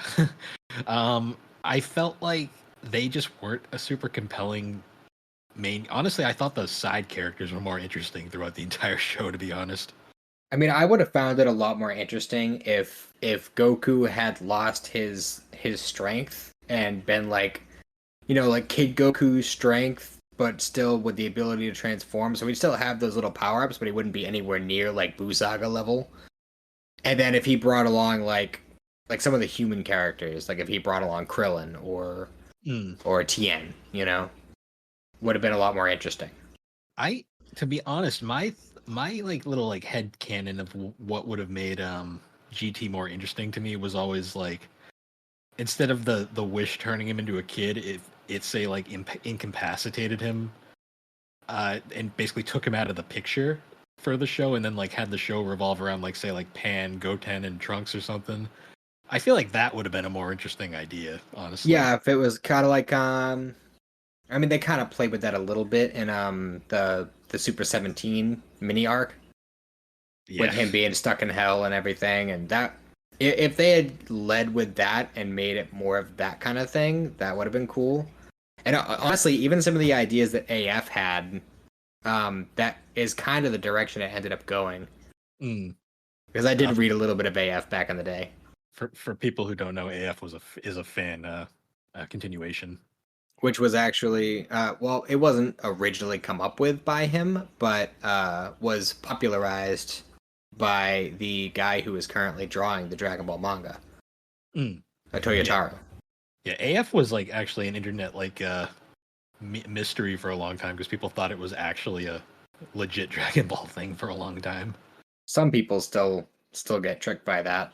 I've had Yeah. occasions where people have been like, "Oh man, like there's this new Dragon Ball thing." Like I remember when I was a kid hearing people talk about like Super Saiyan 6. Yeah. I'm like, that's not a thing, bro. Super Saiyan 4 is not even technically a thing canonically anymore. So, Yeah. um, But with going. GT, what aside from just the concept of Super Saiyan 4, was there anything in particular that you personally liked that they did? So, other than that, I like the Black Star Dragon Ball idea, not the execution. I like the idea. I also really liked this one's more just because I find it fascinating as a character study, but I like what they did with Goten, to be honest. Yeah, I definitely like the whole idea of him being girl crazy was definitely a good I, fun idea. I like the thought that he is the only member of the San family that has a libido. Yeah, that's great, Because like honestly. Goku is Goku, Gohan is Videl sexual, and then like he's like legit the only one that actually like knows what women are. Yeah, but the girl he ends up with is like it's such a bizarre relationship. It's like Oh, he's dating a girl. the ditzy girl who's like just there. Yeah, but she's ditzy to the point where it's like almost a little creepy that he's with her. Yes, she's very much a she's there just she was very much a product of anime at the time, I'd say. Yeah, like she didn't know what a cheeseburger was or how to eat ice cream, and he's like showing it. It was just a really weird scene. She's like she's like early Bulma if it was even more extreme. Like Yeah, but honestly. Bulma at least had brains. Well, yeah, other than the brain part. Yeah, you always forget that about Bulma. She's smart, but then like she's also Bulma. Well, they're definitely kind of putting her a little bit more in the spotlight with a lot of the newer stuff. So that's something that you could definitely say is good about Super is they're kind of giving her more to do. Yeah. Um, that's the other thing too is like all one thing I hate is my least favorite arc. We actually mentioned it earlier is the Super Android 17. Uh, partially because it's just not a good arc at all, but also because it ruined my favorite character from Dragon Ball. So That's fair. I mean, if I'm being totally honest with you, when I was a kid, I fucking loved the Super 17 arc. And I thought he looked awesome. Like, I'll be totally real with you, man. Like, just something about the aesthetic of it, the whole concept of like, you know, and I knew at the time that they were just doing Fusion Reborn again, essentially, but yeah. I still loved it. And it's actually really funny because when my wife and I were watching GT together, well, first of all, she saw Vegeta's mustache and instantly got Oh, angry. the other part about the series that is perfect. Yes. Fucking love that mustache. But one of my favorite things was when all the different villains were running around and they were all destroying shit. And you cut to Nappa and you see him and he's blowing up cities like it's the Saiyan Saga all over again. And then Vegeta shows up and my wife is like actually getting interested, like, oh, how is this gonna go? Like he killed him. What's gonna happen here? And then Vegeta just instantly kills him again. I don't Yeah. even think Nappa got to say a line before he Nope. died, and she was just like, never mind. Yeah.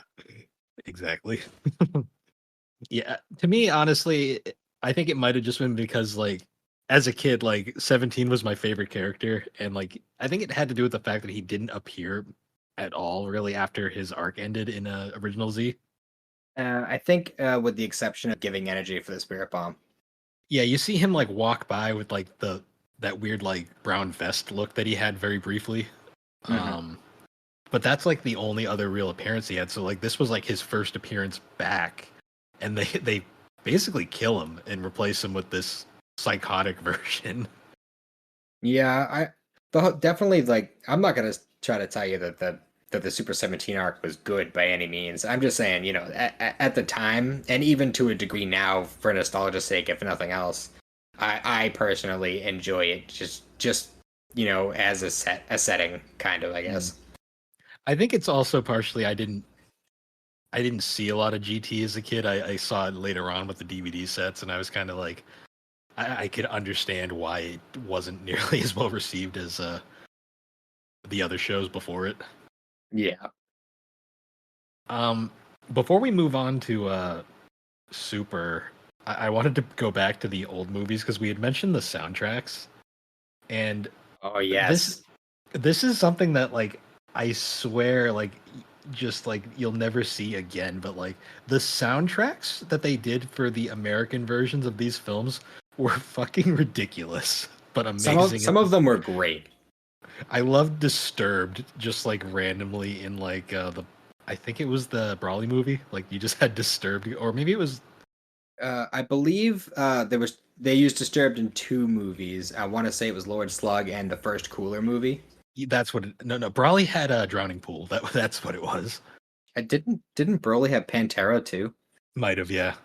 I think there might have been one Pantera song. I could be getting mixed up, but I know Bodies by Drowning Pool was definitely in one of these movies though.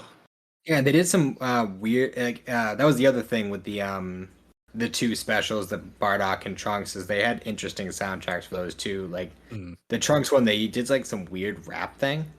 yeah. The 90s, 2000s were a different time. Yeah, but I mean, I loved some of those. And I think they only did that with a few of the movies.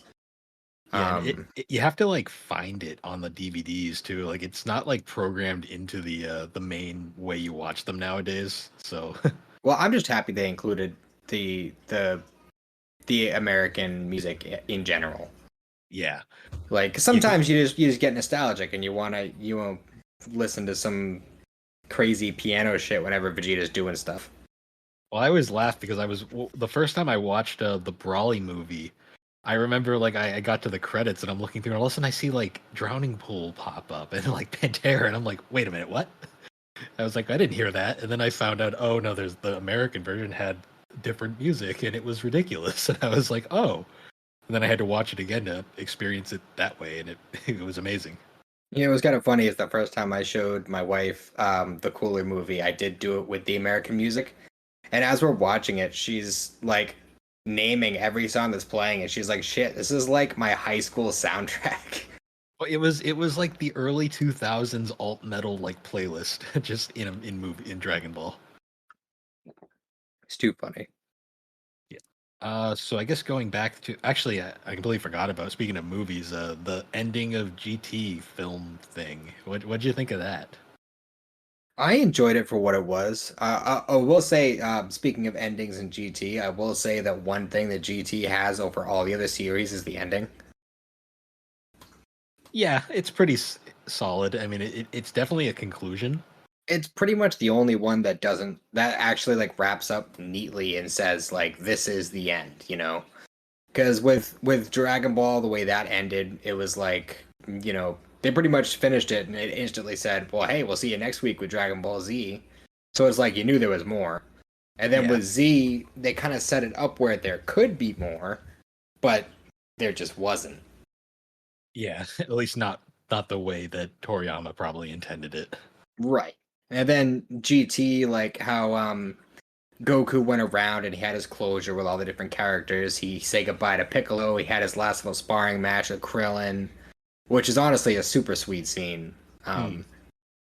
And you kind of, I think you like Master Roshi's watching them, and he kind of has his little moment of thinking back on it all, and um, I don't know, just something about that I just loved. Yeah, no, it was nice. Unfortunately, like obviously hindsight, like events have like with the series have kind of like killed a lot of its meaning, but at the time it was definitely a good like send off to Dragon Ball. For sure. Um, so I guess before we get to Super, we should probably mention Evolution for a few minutes because it kind of led to Super. Yeah.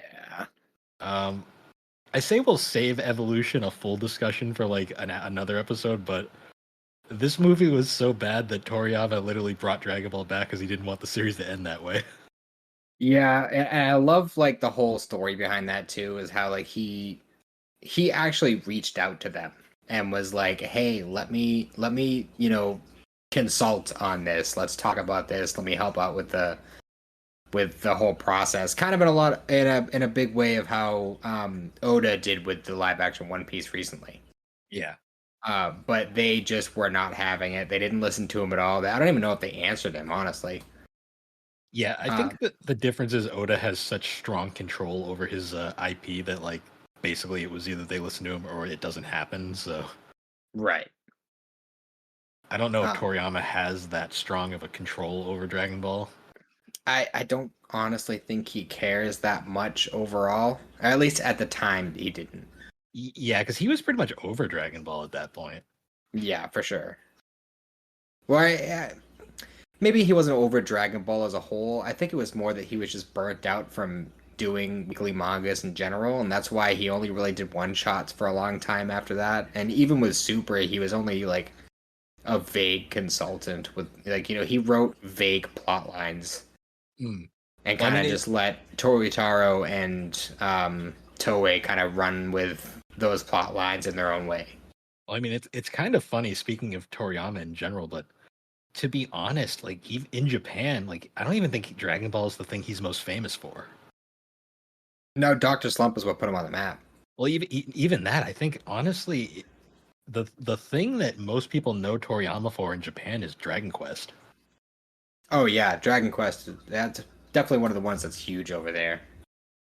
Because it's like I think that might actually be his most iconic work overall. Just because a lot of people you wouldn't understand over here because Dragon Quest never took off the way it did in Japan, in America. But Dragon Quest is like literally the biggest RPG ever in Japan. Well, I mean, it had like the Dream Team people because it wasn't as I don't Uh, remember exactly what it was, but I think it was like they had Toriyama doing the designs, and then they had Yuji Horii one of is them. the It writer. was like one of the main guys from Zelda and one of the main guys from Final Fantasy. I think I could be Not mistaken, but not Final Fantasy. It was so the main trio that's been this is just a little we'll do a Dragon Quest episode at some point, but the main trio of Dragon Quest, the franchise has always been Akira Toriyama doing the art, and then Yuji Horii is the writer, and basically a creative director. There's also the composer. I'm forgetting his name right now. He was also the other key figure that was in every game up until his death a few years ago. Um, he's kind of controversial though, so I'm not gonna bring too much into him for now. But yeah, but Toriyama's designs for Dragon Quest are like arguably more iconic than Dragon Ball at this point. a lot of them were kind of just copy paste reskins of Dragon Ball stuff, though. Yeah, I'm pretty sure like the main character of Dragon Quest 6 is like a slightly modified Gohan or something. That's pretty much the idea that I got. Even the main character of Dragon Quest 3 was a lot very Gohan like. Yeah. Yeah, it's kind of funny how like he honestly Toriyama could live off of probably Dragon Quest royalties for the rest of his life if he really wanted to. Probably, honestly. But going back to Evolution though, like the fact that the movie was so bad that it literally is the reason we got Battle of Gods is kind of amazing. You know what's kind of sad is But I went to see Dragon Ball Evolution in theaters. were you the only one in the theater? There was some other people, but I did go alone, which was a little depressing. I just always thought, to me, it's like whenever you see a bad film, there's always that like fear of being like the only person. Well, actually, nowadays that's awesome because I love getting a private showing, but just the thought of going to a theater and being the only one there watching. There was some other people there, but it was just a handful of people. Like there was a handful of teenagers that were sitting a few rows above me, and every now and then I'd hear one of them go, "Where's Krillin? Yeah, Where's the spirit bomb?" yeah. That, to be honest, trying to do a live action Dragon Ball is just one of those things that I just don't think will ever work. Not if they It's don't take it seriously. I mean, what the One Piece show proved that it can be done. If you can make One Piece live action, you can make any anime live action. true. One Piece is so bizarre and so out there, and if you can make that work, you can make anything work if you actually have the passion and the commitment. True. That's a fair take. Um, but I guess going into it, so Battle of Gods, like, what was your thoughts when that got announced?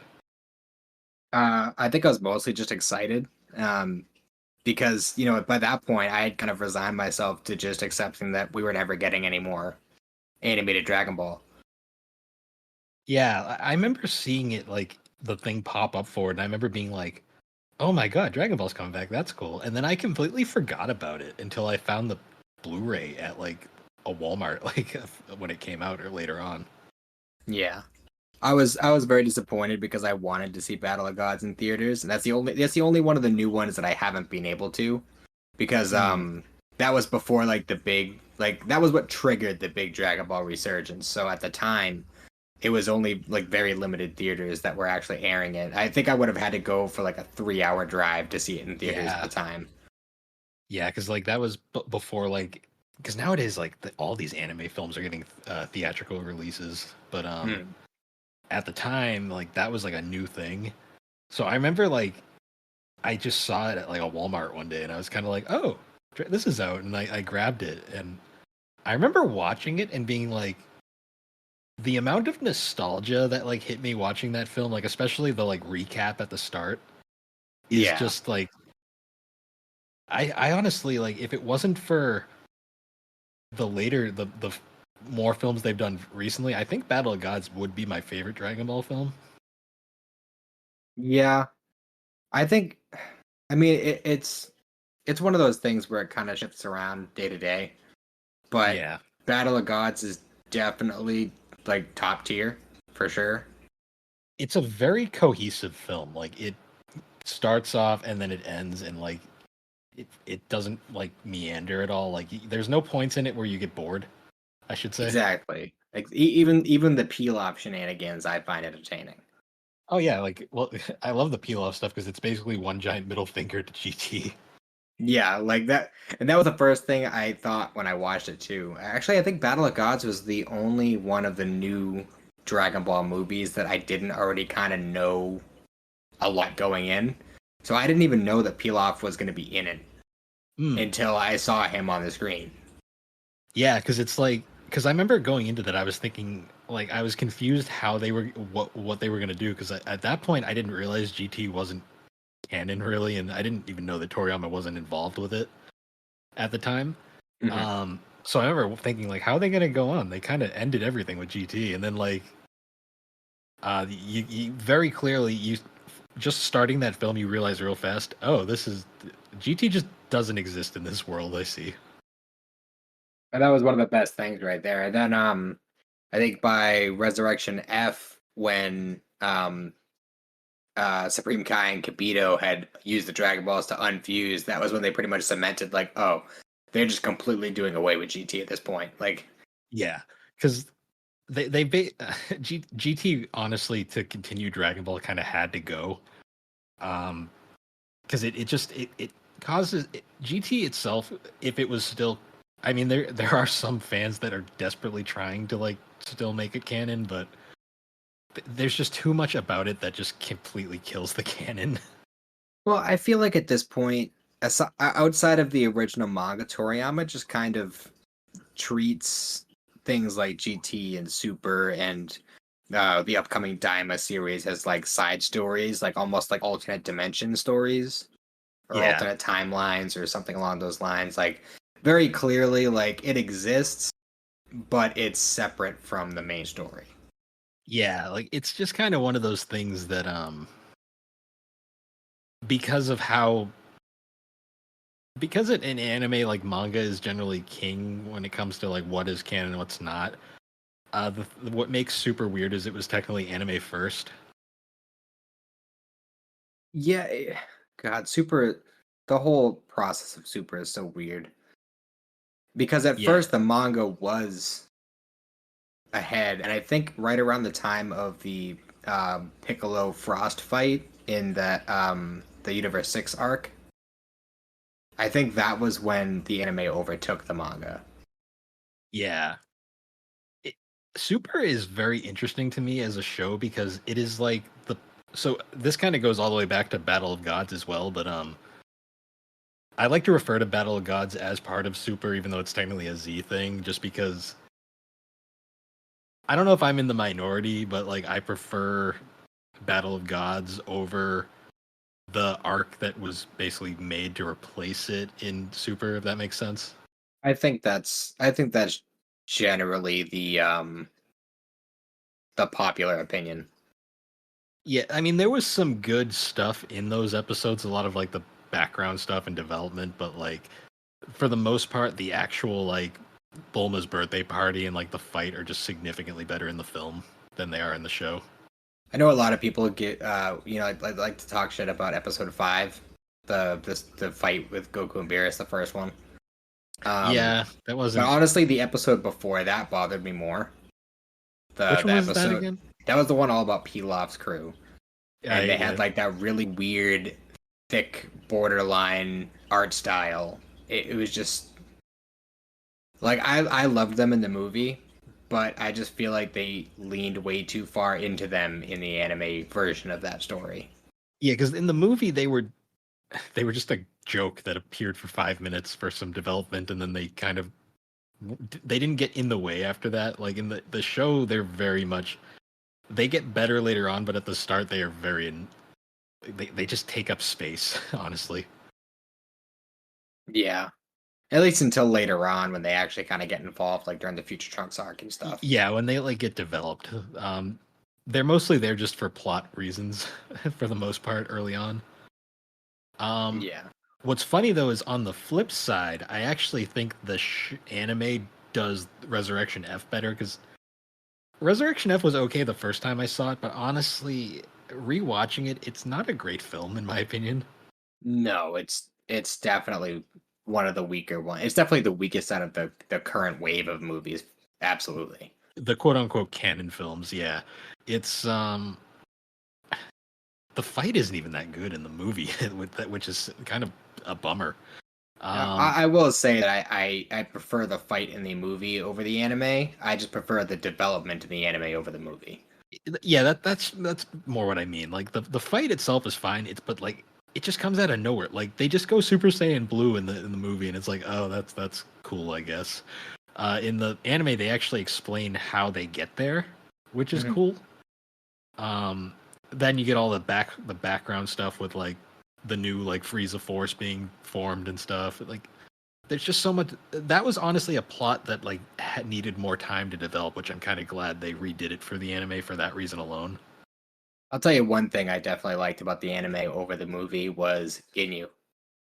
Oh yeah, the Ginyu stuff, giving us a conclusion to that. Like, Yeah, because we all knew that he was on Earth as a frog that whole time. did you like freak out when you saw the frog appear on screen? Oh yeah, like the because I was watching week to week on the subs, with like the fan subs and stuff, and like as soon Mm. as I saw that frog hop onto the screen, I was like, you got to be shitting me! Like See, I after all always, this time. yep. See, I always remember because when me and Alex watched that together, like Alex didn't get the frog thing because she'd never seen Z, and I always remember like I'm like, oh, this is great, and she's like, I don't get it, and I'm like, Just wait and see, you'll understand." And It must have been uh, so confusing there at the time. I mean, it still is because she hasn't seen Z yet. She's only ever watched Super. Oh yeah, that's right. You said that she keeps going to watch Z and then ends up just watching Super again. Yeah, she really likes Super, and I guess to go back to the point I was making earlier was Super is like a perfect mix of the action heavy aspects of Z and the story comedic aspects of original Dragon Ball. That's the way that I always took it. Is Super kind of in a lot of ways properly does what GT was trying to do. Yeah, and it didn't have to make Goku a kid, which is great. Exactly. The only thing about Super, so like for the most part, Super, I love like all of its storyline. Like my favorite thing about Super is it focuses on all the characters pretty well. Like it isn't just Goku all the time, At which is least nice. in the more current stuff, it definitely has been doing that a lot more. Yeah. I mean, Goku was always the main focus in Super, but like you got like episodes with like Vegeta's family. You got episodes with Krillin. Tien got an episode, which was great. Yeah, some of my favorite stuff in Super was between the Future Trunks arc and the Tournament of Power, when you had like all those little like one shot and like 2 episode shots, those Baseball little mini episode. storylines. Yeah, the Arale episode and That's the Great Saiyaman movie arc, oh where yeah, it's like like a two-parter or whatever. But all those filler like so like I always laugh because the way they released the Blu-rays, like it was basically like they would have like an arc per Blu-ray, but they would always end it before the arc finished, so you'd have to buy the next Blu-ray to finish the arc, which was really annoying at the time. But yeah, now that the series is completely out, it's not as big a deal. But the arc that had all of those filler arcs, I always laugh because it literally the first 2 episodes finished the Goku Black arc, and then the rest of that DVD is nothing but filler. Um, except for the final 2 episodes, which were the start of the the lead up to Universal the Universal Destruction Tournament or whatever. I forget the name. The Universe Survival arc, I think, is the official. Yeah, Destruction, not survival. Yeah, Everyone just survival. calls it the TOP, Yeah, but I like think it's weird how like the official names of the arcs are never the names that take off among the fan base. yeah. I will say though one thing about Super that I even now, like I love Super. Like Super is honestly it's my second favorite Dragon Ball series behind the original. I'm not sure if that's a hot take or not, but It might be. yeah, I'm sure You might get some angry emails about that one. I'm gonna offend that one GT fan like that loves GT. And like But 99% that say Z is the best. yeah. But the one thing about Super that does bother me to a degree is a lot of the characters were heavily flanderized, I guess you could say. They were what? Do you know the term like flanderizing? I'm not familiar now. So it's a reference to like The Simpsons, how like later episodes, like the character like Ned Flanders they all got very much like their characters all kind of devolved into like one note to a degree. Oh, I see. Okay. So basically, like for people who don't know, is like in Super, a lot of the characters like kind of got a lot of their development from the end of Z kind of gets forgotten, and they regress a bit. Chi Chi in particular is a great example where at the end of Z she was pretty chill and like relaxed, and then this one she's like constantly like rage the entire series. I think Goku just does that to her. Yeah, yeah. Because when he was dead, she was totally chill. Yeah, but even when he came, like when he comes back for the tournament, and when he's still dead, but when he comes back for like just the little while, like she's pretty happy and chill about it. Yeah, well, It's she could take him in small doses. maybe But she's happy. She's happy when he's there. It's when he keeps fucking off all the time that drives her insane. yeah, no kidding. Well, I mean, at least we know that he did eventually get his driver's license because he's driving a truck around when he's farming. Is he really driving it though? He's kind of sleeping on it most of the time. Well, he has to drive to town and sell his stock and stuff. So I mean, he does drive it. I mean, there was the carjackers that tried to take his truck. That's true. I remember that. It was such a Um, weird side episode. Yeah, I think that was like right. I think that might have even been the first episode that like ended up becoming the Tournament to Power arc. Yeah. I think he gets grazed by one of the bullets they shoot at him, and like it actually like gives him a bruise, and he's like, "Fuck, I'm getting flabby. I gotta start training." Yeah, because that's another thing about Super that kind of annoys me is the time. So Super like takes place over the course of like it's got to be like 7 years or something, or five. Um, the A lot timing of is really weird. A lot of people got really confused by it because when Battle of Gods came out, I'm pretty sure in the movie it says something about like 6 months after Boo is like when it takes place, but then Super kind of changes that to where it takes place 4 years after Boo. yeah, which the biggest perpetrators of why this doesn't make any sense are Goten and Trunks, like because they don't age at all. Yeah, well, they kind of hand waved that in the superhero movie. Yeah, which to me was incredibly lazy, but that's besides the point.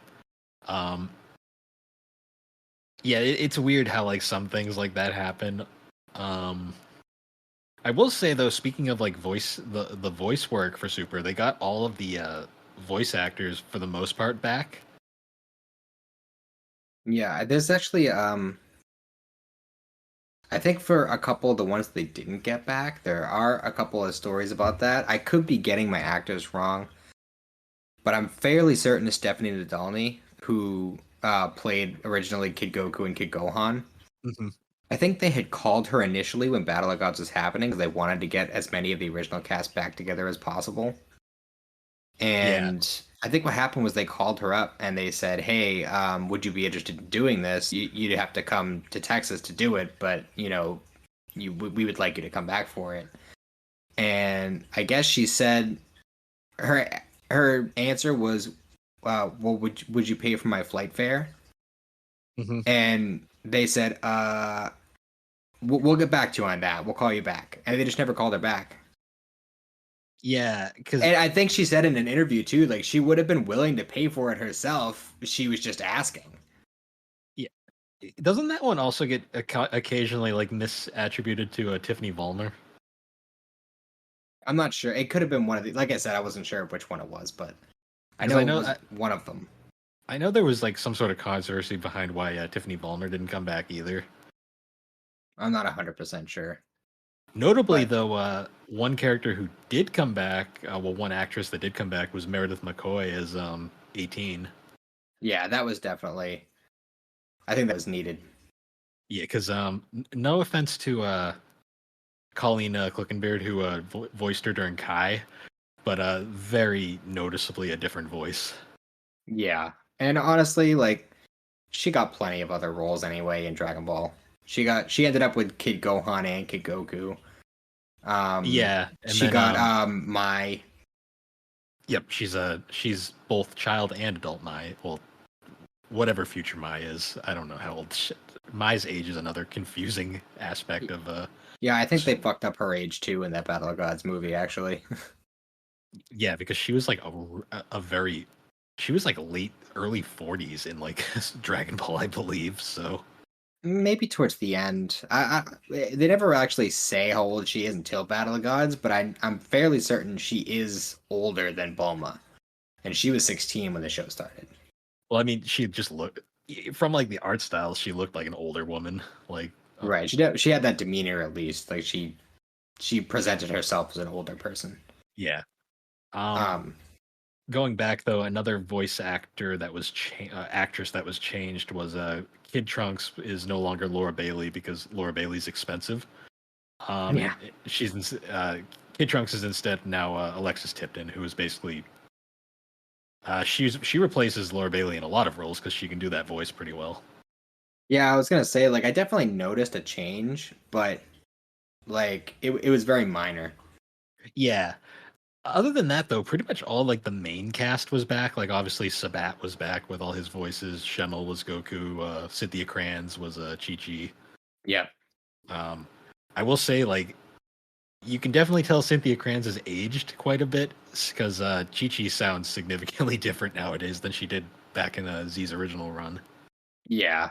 She definitely doesn't have that like that Botan bubbly That's tone in her honestly voice anymore. that's one of the reasons why I hope they don't redub Yu Yu Hakusho when the new animation version comes out, just because it's like it's not going to hit the same. Yeah, well, honestly, like, there's a lot of reasons I don't want them to reanimate that, but that's a discussion for another day. Or not Yeah, reanimate, redub, I should say. I'm totally cool with the reanimation. yeah. I just because like I don't think current age Sabat could do Kuwabara the same now at this point. Mm. I Well, mean, I he guess we might. wouldn't know until they tried it. Yeah, it just I feel like his voice has deepened over time, and like Kuwabara had that very nasally kind of younger Sabat voice at the time. Oh, that was the other thing. Did you catch whenever you did watch GT? Oh wait, no, you hadn't watched Yu Yu Hakusho at that point, so you never caught the Kuwabara reference in the GT dub. No, I didn't. Yeah, because there was the scene where when the planet was getting ready to explode because of the Black Star Dragon Balls, and all the different Z fighters were trying to evacuate as many people as possible. And at one point, a bunch of street toughs were giving Vegeta a hard time, and one of them was literally a big dude in a blue school uniform with a red pompadour, Oh, and it was Chris Sabat doing the Kuwabara voice. oh boy. Okay, I gotta rewatch that and look for that at some point. It was pretty great. It was one of those things where it was like, yeah, they knew exactly what they were doing with that scene. One thing I will say though, like one actor who he reprised quite a few roles in in a Super was Chuck Huber. Uh, he hasn't changed a bit. Nope, his voice is eternal. Yeah, like because like his Pilaf voice sounds identical, and Android 17, who made a wonderful comeback in Super, sounds identical as well. Yes. But before we move into that stuff, I do want to get some of your opinions on the Future Trunks arc. Oh, Goku Black. Yes. Um, I like the arc. I feel like I don't like the way it ended. That's my biggest complaint with it. I think that's a pretty popular opinion. Like I really like the idea behind it. I don't like the fact that they basically just fucked over Trunks and Mai and just be like, "Yeah, your world's gone. Sorry, Yeah, you wanted to protect all those kids, but yeah, about that. they're all dead. Sorry." All of them. Yeah, that honestly, I was kind of on the part of like I know they wouldn't do it just because it would have fucked up the timeline and made no sense, but I kind of wanted them just to stay around because I honestly really liked Future Trunks and Future Mai. Like I Yeah, thought me they were too. very well developed characters. And I was really annoyed too with like the way that they did it because they were just like, oh, well, Beerus killed Zamasu here, so that created another alternate timeline where your future Zamasu Goku Black thing didn't actually happen, so we can send you to that one where there's another future Trunks and another future Mai. So it's like no matter which one you choose, you're going somewhere where there's doubles of you guys. It's Yeah, just if you stay here, at least we can tell you two apart. yeah. I mean, at least they were already kind of used to the idea of like having. Well, I mean, the rest of the cast were already used to Trunks being around because it happens all the time. But I get why they didn't do it because that would have just caused a lot of problems probably later on down the line. But to me, that arc is like probably the most potential, and I feel like it just kind of got hampered by its poor conclusion. Yeah, I definitely think they went to the future one too many times. Yeah, they did. But there were definitely a lot of aspects about it I liked, like the Vegeta training with Trunks. I really liked the little exchange that Trunks had with 18, Yeah, that was cute. I like that. where like he's talking to Krillin, and he's just like, "Oh yeah, I got married." He's like, "Oh yeah, you got married?" Like I'd love to meet her. Just like the way that happened was just amazing. I was waiting for something like that to happen too. It I was I really I know it was like so far out from there, but I really wish 17 was around for this too because that would have been really his interactions would have been interesting probably. Yeah. And another reason why I was kind of disappointed that Future Trunks didn't stick around was that he would have been really good to have during the Tournament of Power. Yeah, yeah, he could have replaced probably one of those people. Yeah, yeah. Um, Any one of the human. Honestly, he would have done better than Tien. yeah, I was Tien's so been I Tien was so doesn't do much. disappointed. in I that was so fight. disappointed with Tien in that tournament. Yeah. He has So, every right to be the strongest human, and he just got destroyed. yeah. Um, going back though, I want to talk about some of the other. So Super has like its main arcs. Like there's obviously the the Beerus arc to start. There's the Frieza Resurrection arc. There's Goku Black, and then there's the tournament arc. But then in between, there's kind of like mini arcs that kind of just kind of go from like place to place just to fill out the time. And Mhm. some of those filler arcs are great.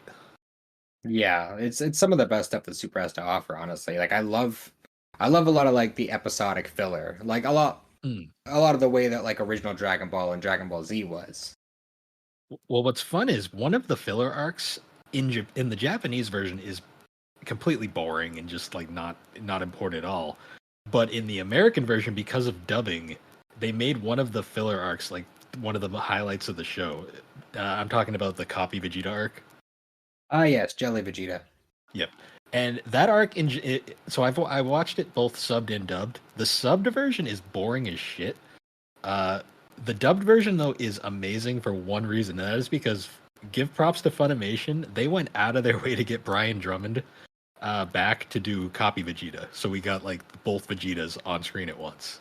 Yeah, it was pretty great. And honestly, there is I don't know how truthful it is, but there have been rumors and talk that they try to do a similar thing with Peter Kalamas. Or it's either Peter Kalamas or Ian Corlett. I'm not sure which one, but they tried to do a similar thing with Goku Black, and the word in the grapevine is that Schemmel wouldn't have it. Yeah, considering the things I've heard about Schemmel, it wouldn't surprise me. But I mean, I can't say for certain, yeah, I'm not. but that's what I've heard. All of this is alleged. Yeah. But yeah, I mean, I love that arc. I love the mini tournament too with Universe 6. Just Universe 6 in general, I really enjoy. Well, that one just it added a lot of concepts that I really liked. Like, I mean, first of all, the Winnie the Pooh character was Yeah, just he was between the him and the Metal Man. the robot that gets his feelings hurt very Yes. easily. Um, I but I also mean, I, those are just really funny. I like those a lot. I also like what's the Saiyan's name? The not the lady ones later. The Kappa. male one. I love Kappa too. I love his relationship with Vegeta. Yeah, It's his really little cute. master apprentice relationship. Yeah, it's fun seeing more Saiyans and like you get to see like Vegeta's like demeanor is very Super. One thing I love about Super is the amount of character development it gave Vegeta. Yeah, especially with when you're at the Universe 6 Saiyans and well, I don't want to talk about it too much. Have have you read the manga? I still have not yet at this point, so Okay. Well, then I will refrain from saying too much because there is some stuff later on in the manga that has to do with Vegeta's development further. But okay. I'm gonna read it at some point just because I want to get through that. I just got to I got to sit down and actually do it. have you been buying them, or are I you have. just sitting on it? I'm sitting on it right now. I might just get the. I might just download the Shonen Jump app just to do it that way. Just because I don't own any of the Dragon Ball manga in general, and I feel like I don't want to just collect Super and not the rest, and I just don't have the financial commitment for that right now. Oh, really? You don't? I just assumed you already had the regular manga. No, so the thing is it's too big for me right now to collect because I'm trying not to collect super huge mangas. That's fair. Like the biggest one I have right now is Inuyasha. So Yeah, and Dragon Ball is definitely longer because I think Inuyasha has the same amount of volumes as Z. Inuyasha is like 56, I think. Oh, really? Yeah, Oh, it's well, been. then that's actually longer Oh, really? It's than actually the condensed. original manga. So it's been condensed into 18 Viz Bigs, thankfully, which is nice. But it's still pretty long. Yeah, I think Dragon Ball or Dragon Ball Z with the Viz Bigs is 14. 14 Vizbigs. Okay. Yeah, it's one of those things where it's just kind of like I'd like to collect Dragon Ball at some point. I just don't have the money for it at the moment. I gotcha. Well, if you're gonna end up doing the app, then you could just jump in at any time. But if you were going to collect the physical, I would suggest waiting until February because that's when the last physical volume of the Granola arc comes out. Gotcha. And after that, it's just a retelling of Superhero. Okay. Maybe I'll break down and just get the super manga physically because I really like Super. Yeah, it is worth it to get the manga because it is different. Like a lot of the stuff that happens in the manga happens different than the anime. Okay. Like Sky Zamasu. Yeah. That happens way differently. Gotcha. Like he doesn't turn into the sky. Yeah, my least favorite part of that arc. Yes. Going back though to filler arcs and stuff like the Universe 6 arc I found really funny because like it ends up being one giant like nothing burger at the end of it. Yeah. I mean, it was kind of a whatever arc anyway. There wasn't really much stakes. And even in the show, they pointed that out, like the characters. Yeah, it was basically just a giant like dick swinging competition between Beerus and Choppa, to be honest. I mean, didn't it all happen just because like they were trying to decide which universe had the better food? It was that just evolved into let's just fight it out. It was that, and then like Beerus discovered that Choppa was snooping around Universe 7 for the Super Dragon Balls when he wasn't supposed to be. Mm-hmm. Also, I gotta say the angels are like my favorite part of like the new lore that they've added to Dragon Ball. Yeah, I love that. I love that they didn't even mention that he was an angel until like way later. Yeah, like I mean, first off, Whis is voiced by Ian Sinclair, Ian Sinclair just makes everything funnier inherently. But oh yeah, I mean he makes Kaguya-sama for me. Well, he's the best character in that anime. But all joking aside, though, like Whis and Beerus to me are like out of all the things that Super has added to the series, they are probably the most iconic and best thing overall, I'd say. I'd definitely say that they are one of the best things that have been added character-wise. Well, it's like Beerus is just such a good character overall. Like I like the fact that he's literally this literal god that can just destroy anything he wants. And he, rather than destroy Earth, he just chills because he likes the food too much and he sees the potential in its inhabitants. Yeah, well, he's not going to demolish his favorite restaurant. Yeah, exactly. Then he sees Goku's immense potential. Yeah, which is definitely a huge plus for him. Between him and Vegeta, I won't spoil it too much, but kind of how like Goku goes down like the angel route with the Ultra Instinct, Vegeta kind of goes down the God of Destruction route and kind of goes in that direction. Yeah, there's like a fan comic that actually like I've seen that actually like takes that further from what I've heard. Really? Yeah, I saw it on Instagram once. It was well written. Whoever the writer was. There's only one fan comic that I really ever really got into for Dragon Ball. It's been a while since I caught up, but it was Dragon Ball Multiverse. Oh, okay. Which was a really fun pre-Super story. Yeah. Yeah, it's funny. That era before Super was very interesting for the fan base because like there was so many wild like ideas for what would happen as the series went on. Yeah, and a lot of them were good, but it is what it is. Yeah. I'm so happy that we got more stuff though. Yeah, I'm glad we got Super because Super has so many great things about it. So much potential for like spin-offs and stuff. Like I would kill for a Universe 6 series. Like just not even have any of the people that we know, just Kaba, the two Lady Saiyans, like Hit, Frost. I would love a series with just them. We got to talk about Hit for a minute. Hit has to be one of the most interesting. I don't even want to call him a villain because he's not really a villain. He's just a assassin, basically. He's Goku's bro. Let's be real. I love the fact that there's an entire filler episode of Goku put a hit on himself just because he wanted to fight Hit again. It's so Goku it hurts. Yeah. But That's yeah, a I will say Hit gave us one of the coolest things that like one of the like first like really cool things that Super ever did, and that was bringing Kaioken back. Kaioken Super Saiyan Blue. That was when he did that. I was like, "Holy shit!" Like he's killing himself right now, right? Like that's what's Yeah. happening. That was like my first like jaw-dropping moment in Super. Like I'm not gonna say that Super has the best story. If anything, like it's definitely one of the weaker story-wise series, at least in the anime. I But think the fact that there isn't an overall. I mean, I guess other than like the Beerus the Beerus stuff, like there really isn't an overall arc.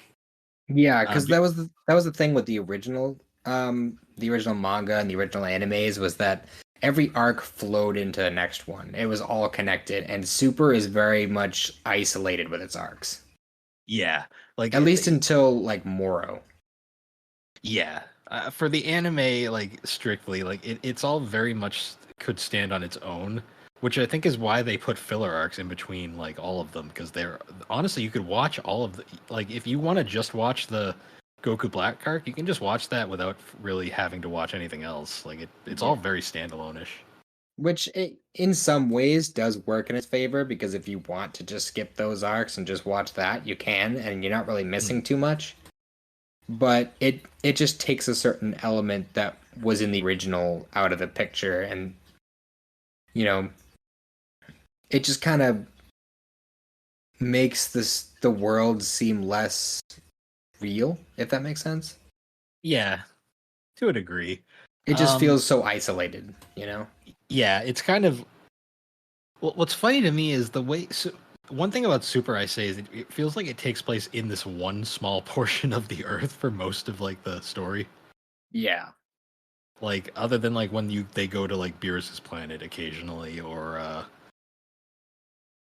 some one-off area, like it's mostly like the filler stuff where you actually see the more like interesting. Honestly, I think Super's an interesting case where I think the filler's more interesting at times than the main plots. Yeah, I definitely agree with you there. Like, I always joke, like the baseball episode, people make the memes about it, but it is one of the more entertaining episodes. Yeah, the obligatory anime baseball episode that we never got until Yeah, Super. yeah. It's funny because how many shows I've watched recently have baseball episodes for no reason. It was a But big thing in the older days. Like they always did baseball episodes. well, it's funny because I just recently watched like Jujutsu Kaisen for an anime swap, and that has a baseball episode. And then I watched Dorohedoro, and that also has a baseball episode. Bleach had a baseball episode too. Yep. Inuyasha did not though. Yeah, well, I mean that. I mean, I guess they could have done that. You know, because Inuyasha could just pop in and out of the future anytime he wanted. They didn't do a lot of stuff in Kagome's world. Realistically, when you go back and watch it, Which you know, you think about it as kind of a missed opportunity, but you know, whatever. the most well known arc that actually took place in Kagome's world was the school festival arc, and that's an all filler. Like that's not even in the manga. So, Yeah. but yeah, going back to Dragon Ball though, I guess we should wrap this up by talking about the Universal Survival Tournament, which is both one of the most popular and most polarizing arcs in Super. I definitely agree with that. It just it's so long. It's so long and it makes a few choices that I find questionable. I guess if that makes Uh, sense. yeah. Well, shoot an example at me. Well, I mean we've spoiled everything, but the ending is very abrupt. I'd say. Yeah. Well, I think for a while, like I don't even know if they knew that they were ending it until like a couple months beforehand.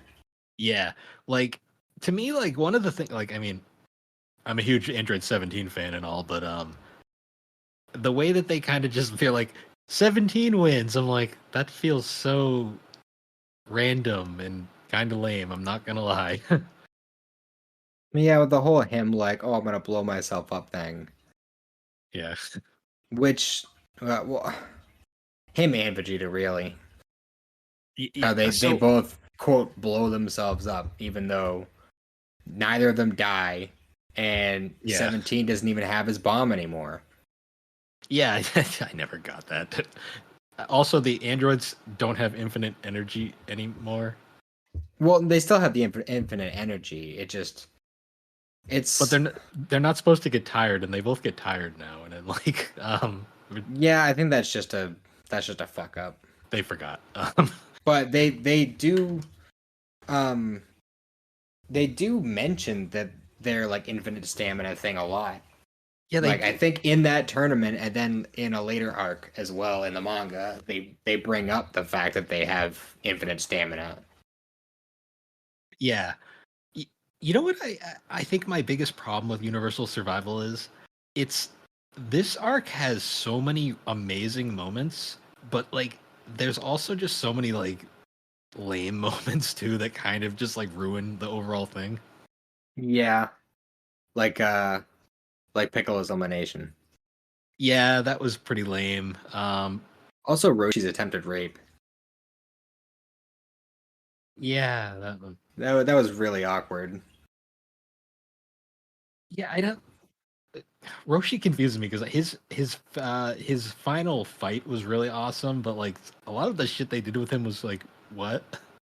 Yeah, that was just like Roshi's always been like borderline, like very like it was always played for comedy, and in a lot of ways it was usually pretty funny, you know. Yeah, you're talking about the But when you really think about it, like it's pretty fucked up. yeah you're talking about the TN arc, right? No, I was talking about well, it's a little bit less obvious in the English version. But in the subtitle version, there was a whole thing where he was fighting the female characters in the tournament, and he had gone through the whole training to like rid himself of that weakness or whatever. And He was one trying of to them rid was him. like trying to seduce him or something as like a way to cheat or like get him knocked out. And he basically was just like, "You don't want to do that, little lady, because you don't know what I might do." Like it was just Oh really, yeah, yeah, really fucked up the way he said it. yeah. That's one of the many times where I'll praise Funimation for fixing that to a degree. Yeah, they definitely toned it down, and I appreciate that a lot. I Because th- at I first don't want to dislike Roshi because I love Roshi. I know. At first, I thought you were talking about during the TN episode where like TN gets his own Chi Chi and Roshi is very creepy with her the entire time. Yeah, but that's just normal Roshi creepiness. Yeah. True. I mean, Very true. he did worse in OG Dragon Ball than that bit. But That yeah. that one scene in the tournament, if you watch it subbed, it just makes you feel uncomfortable. Yeah, it was very very much a. Now that you say, now that I rethink about it, I'm just kind of like, no, Yeah, thank you. but I will say though, his final elimination was very like both heartwarming and heartbreaking because it's like he really went all out and almost died. yeah, I honestly think that it would have been more impactful if he had died, especially with how emotional Goku was about it. Yeah, I love the respect though that Beerus gives him after he gets eliminated. It was like Beerus honestly during the tournament is interesting because he's actually really like insightful. Like his reactions to like when the characters get eliminated is usually pretty like other than Krillin, but Krillin's elimination was completely played for laughs, which of course it was. Yeah, But I just love that Roshi gets way more respect from Beerus than Krillin does. yeah, honestly, Beerus, the two characters that get the most respect from Beerus are Roshi and Vegeta. Yeah, but I mean, when Goku went Ultra Instinct, he did get a standing ovation from every single god there, which is True. saying something. Also, like we got to talk about Ultra Instinct and how like that was like. How Usually, it I broke don't. the internet. Yeah, usually I don't like when something is super drawn out like that, but I like honestly the way they did it in Super, where like he doesn't immediately become OP. He actually has to like figure it out because it's like not easy, and we actually get to see him for once learn this shit, which is kind of Mm. cool. Yeah, like, but See, that just leads a little bit more into the problems with the Tournament of Power. Is that all this like 35 episode tournament takes place in universe time in 48 minutes. Yeah, I mean that's just been a Dragon Ball thing forever because like going even back to like the original Frieza fight, well the Frieza arc was like he's like the planet's gonna blow up in 5 minutes. It's like 20 episodes later, it still hasn't blown Yeah. up. Yeah, I will say yeah, the Frieza thing has its own problems, but I don't know. I just feel like the Tournament of Power is worse for Yeah, some it's reason. Especially since like the 5 minutes thing in the manga isn't as bad because well, honestly, a lot like the vast majority of that fight was filler. yeah, that's just an anime problem in general. Yeah, Um, like the Kai version of the Goku Frieza fight is only like 5 episodes long from the point he turns Super Saiyan. yeah. Um, honestly, I think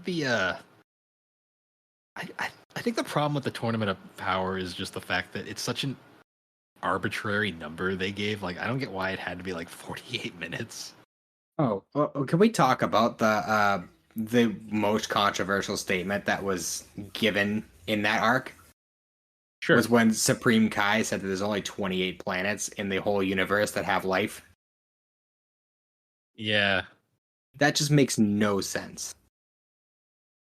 Yeah. I'm trying to even like figure that one out. That's one of those things that I guarantee is going to get forgotten, probably. I mean, Toriyama probably already forgot that he did it, but Toriyama it probably just doesn't even know what the Tournament of Power is at this point. when that happened, the internet exploded and was so angry. Like, especially since you go back to the original manga and when you see scenes of like when Vegeta left Earth and went to go heal on one of Frieza's planets, the Frieza planet in question was like he just numbers his planets, and that Yeah. was Frieza planet like 419. Also, the Saiyan's entire the character of basically going to planets and exterminating their life was kind of a plot point at one point that I think they forgot about. Yeah, it's kind of hard to have to base your whole business on annihilating and reselling planets when there's only 28 planets that support life. I guarantee you that the person who wrote that particular line of dialogue probably did not research Dragon Ball lore enough.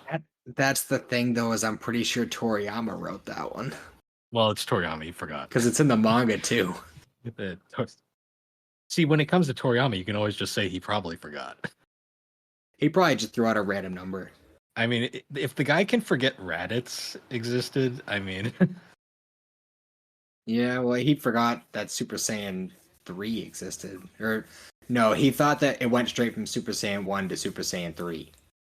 I mean to be fair, two is there's barely any distinguishing. Like, it's hard to distinguish two a lot of the time. So, Yeah.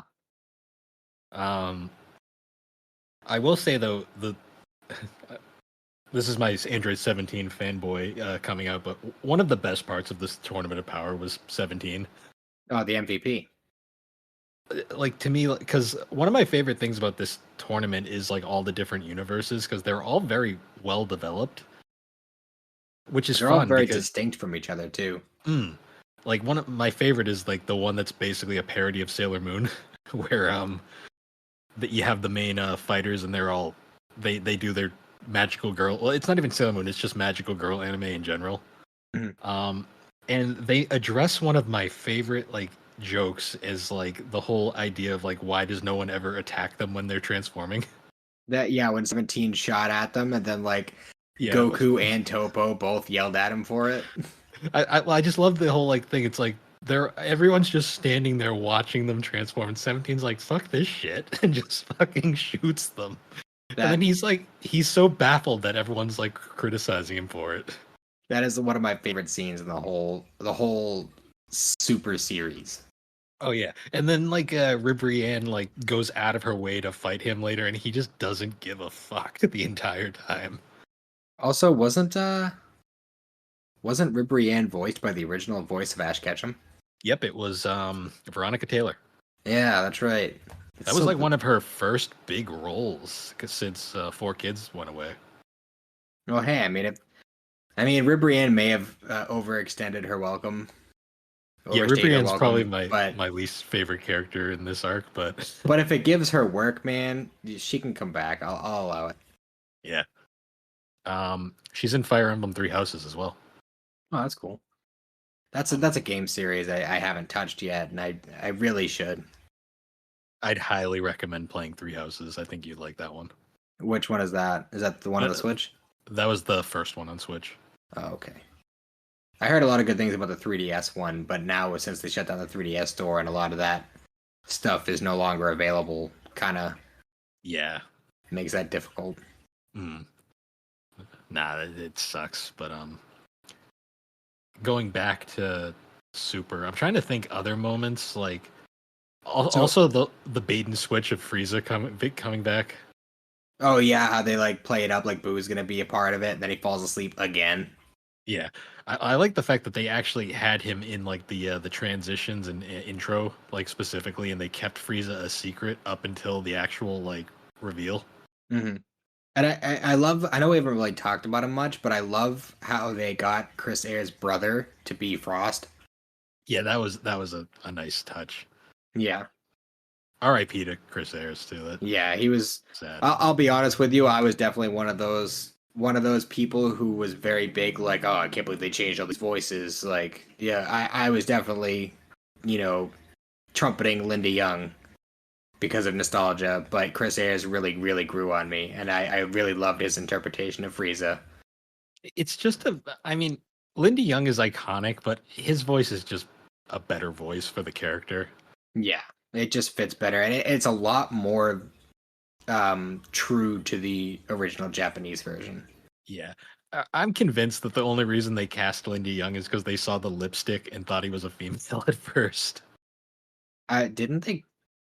I feel like the Ocean dub might have called him a girl. I'm not sure. It's possible. I mean, his design is kind of effeminate to a degree, so maybe, but It's possible, but I don't know. Either way, nothing against Linda Young. She did a perfectly fine job as the No, character. I love Linda Young, and I love that they bring her back as Baba every now and then. Yeah, no, I like the fact that they keep the actors around like for different roles. I am glad that Chris Ayres at least got to do Frieza in the Brawley movie one last time. Yeah, but I mean, I forget his what's Damon Mills does a pretty good Ayres impression, so they'll probably just stick with him from now on. Yeah, I never. He was in a really weird controversy recently. Like, I don't know anything that came out of it, so I'm not sure if it was nothing, but I'm hoping not because apparently it was pretty bad. Yeah, well, I mean, there's a lot of those kinds of controversies among Yeah, Funimation people in general, but yeah, we'll try to um, avoid that as much as possible. yeah. I don't want to go too deep into it. As far Um, as like political controversies and things like that, like we're mainly focused on the geek stuff in general. We're not really yeah. worried about that. It People may know come up from as it comes up, but yeah, people know from me on 3DO that I am very much a I don't care either side kind of person. So yeah, exactly. We enjoy the mediums we enjoy, and that's just all there is to it. yeah. I'm trying to think any other moments from this before we wrap it up with the Brawley and superhero movies. Mhm. Uh, Well, what? Just because there was so many of them, maybe barring Goku Jiren, what was your favorite fight in the tournament? um, I really liked Goku versus the the Saiyan girls fused together. That was a good fight. Kefla, yeah. Yeah, that one was very satisfying. Vegeta's fight against shit brain fart. Who did he fight? Papa? Yeah, that was a great fight as well. Um, Yeah. Vegeta took such a beating in the Tournament of Power, and his knockout was so sad, but also like you felt so bad for him because he like literally gave it his all during that Didn't fight. he lose his shirt for the first time in Dragon Ball? Yeah, I think that was the only time he's ever actually lost his shirt in a fight. Man, those Saiyan suits really fucking hold up. mm. Also, Piccolo versus the Namekians was pretty interesting. Like just That because of the whole like plot thing with how they basically exterminated their entire race just to fight. that one's my pick. Is I love Gohan and Piccolo working together, and then that one scene where like Piccolo's down, he looks up and he sees the Namekians, and he kind of like has like a vision of all the different Namekians they've fused with, Mm. and then he like kind of looks up and he sees Kami and Nail Yeah, that was like that was a that supporting was a him. that was a nice scene. I really like that nod to them. That was really really nice, especially since they never came up ever again. Yeah, I liked 17 and 18 fighting together too. That was fun. That was a long time coming, man. We haven't actually seen them fight together since the Future Trunks special, Yeah. Also the thing and that they were evil. yeah. Also, we kind of missed this back then, but this was actually Goku's first time meeting 17. Yeah, that's true. Because a lot of people don't realize he never met 17. He only recognized Goku from his voice because apparently he was aware of everything that was happening while he was inside of Cell, which is Yeah. really fucking creepy. Yeah. All of the Cell stuff is very strange. I looking back now, I just realized we didn't really talk much about the androids in Cell. It's funny because that arc is so straightforward. Yeah, but at the same time, like there is definitely a lot to talk about with that one. But maybe Mm. we'll do an episode about that arc in particular, or if we get around to doing another retrospective once Alex actually watches it. Yeah. Honestly, it'd probably be a multi-parter just because we've already. So, fun fact about this show is that we don't have a time limit like we do on GNC. So we've already blown the time limit out of the water. I don't even know how long we've been doing it. We've already over 2 hours at this point. Oh, jeez. What a pilot. Yeah, I know, right? Well, actually, because it's a sideshow, anyways, I think we can just do whatever with it. So, Yeah. but yeah, that's the thing about Tournament of Power that bugs me the most is like it has so many amazing moments, and at the same time, it has so many flaws that just keep it from being perfect. Yeah. I mean, it definitely it got close to the mark, and like I say, it did a way better job of combining the action and the comedy, like comedy adventure of Dragon Ball and Dragon Ball Z. It did a way better job of that than GT ever did. I guess we should, before we move on to the final two movies, we should really talk about Goku versus Jiren and how Jiren is a character that I both like and kind of don't like at the same time. Yeah, he's Superman. He's Superman, but he's a dick. Like that's like my biggest problem with him. Yeah, I mean he's not as bad in the manga version. Okay, that's good. Because in the anime, he straight up like his backstory is super tragic, but then he's just an asshole, like to everybody for no reason. Yeah, it's like I want to say he's a complicated character, but he's really not. He's really straightforward and simple, and I mean that works for Goku in a lot of ways, but we don't need another Goku. Yeah. Well, my especially thing is, like, a stoic Goku. Like nobody Yeah. wants a stoic Goku. well, especially That's what Evolution tried to do, and that didn't work. Especially because he has like this entire group of people that care about him, and he doesn't give a shit about any of them. Yeah, Like which that, is weird. Oh, go on. I was just gonna say, like when he was introduced, they tried to make it seem like he did care, and then as the tournament went on, it just got more and more apparent that he like kind of didn't. And then by the end, he did. I don't know. It was really Yeah. After he gets beat, he suddenly is like nice, and I'm like, what? all of a sudden he's like, "Oh, my teammates, they support me," and it's like, "Well, that's good. You can support each other while you're dying." Yeah. That, I will say though, like when Goku finally masters Ultra Instinct and the music that plays, like that scene is just fucking like chef's kiss. Yeah, for sure. I think that's another aspect we didn't really talk much about in Super is the music. It's up and down. Like it has moments that I really like, and some tracks that just feel like generic anime music. Yeah, I feel like the soundtrack didn't really take off until the Future Trunks arc. Yeah, like I'll say like the opening. So unlike a lot of modern animes that have like I swear a new intro every 3 episodes, Super only has two. They have the first half of the series has like the main intro, and then there's the last two seasons have Limit Break Survivor, which is just the fucking best intro in the series. Yeah, it might even. I mean, this might be a little controversial, but I think that one might be one of the best in all of Dragon Ball, like the whole franchise. Yeah, I'd say so. I mean, I love Chala Anchala, but like Limit Break Survivor just fucking slaps. Like, It really does. And the one that came before it was like I forget Chozetsu Dynamic. mm, Did not like that one very much. no, I just don't like the way the dude sings in either the Japanese or the English version. It rubs me the wrong way, and I just don't like it. I like how hard it rocks, but yeah, that's really about it. But Limit Break Survivor was definitely a banger. They did Oh switch yeah, out the ending songs a lot though. yeah, they did like every few episodes. Um, yeah, but other than that though, Super, I really like Super. I honestly, I like I said earlier, it's my second favorite Dragon Ball series. Mhm. Um, oh, we never talked about the animation either, because that's apparently a very controversial aspect of Super. Well, that's another one that also didn't really take off until the Future Trunks arc.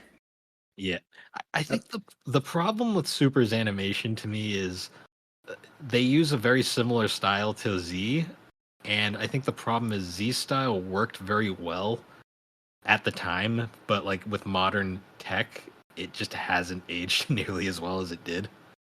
I think a lot of the problem too was I don't even think they knew they were going to be making it until after Res F came out, and Super only came out like less than 6 months after Res F. Yeah, like it was pretty because doesn't Res F end with a spoiler for Goku Black? I don't think so. Or am I thinking? I'm probably thinking of something else. You might be thinking of the ending of the the Universe 6 tournament That's probably what I'm thinking. because it shows like a brief image of like Trunks in the future at the end For, of that. for some reason, my brain was thinking like they were gonna do more movies after Res F, and like one of them was gonna be Goku Black. I don't know. My brain was.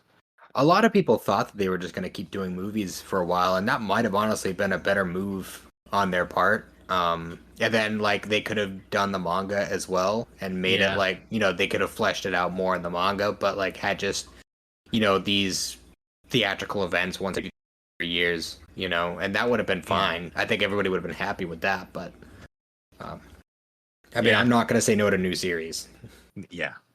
Um, so speaking of animation, though, I wanted to transition over to the Brawly film, and like before we get into the film itself, I have to say the Brawly film I still think is my favorite animation in anything Dragon Ball that they've ever done.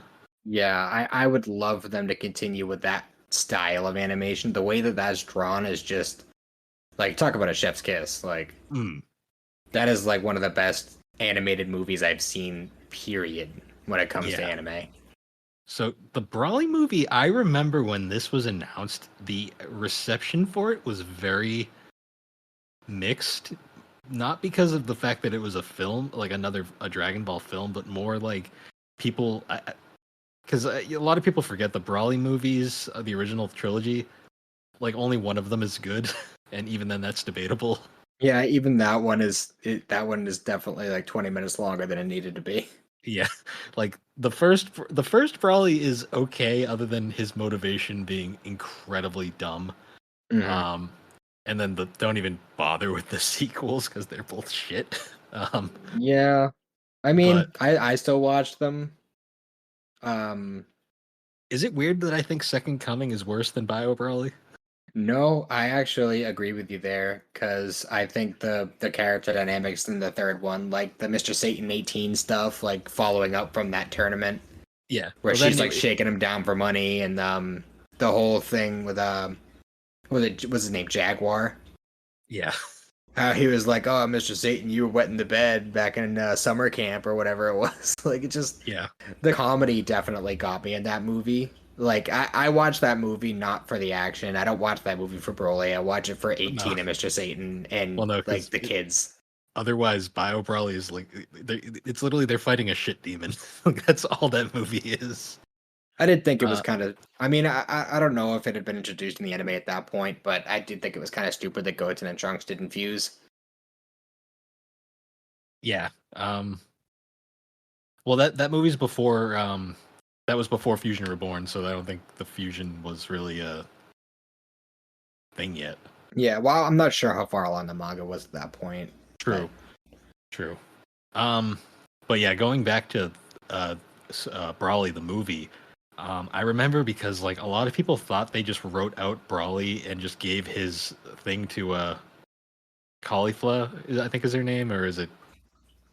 Uh, no, No, no, Caulifla no, was no, like the Kale, savage Kale. one. Kale. Yeah, Kale.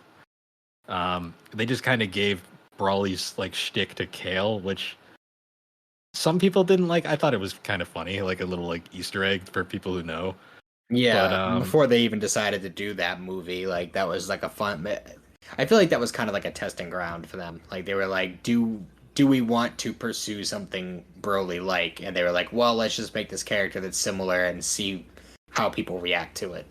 yeah, then Kale was better written than at that point Brawly. So Yeah, and even that was kind of a stretch a little yeah, bit, but I still liked it better.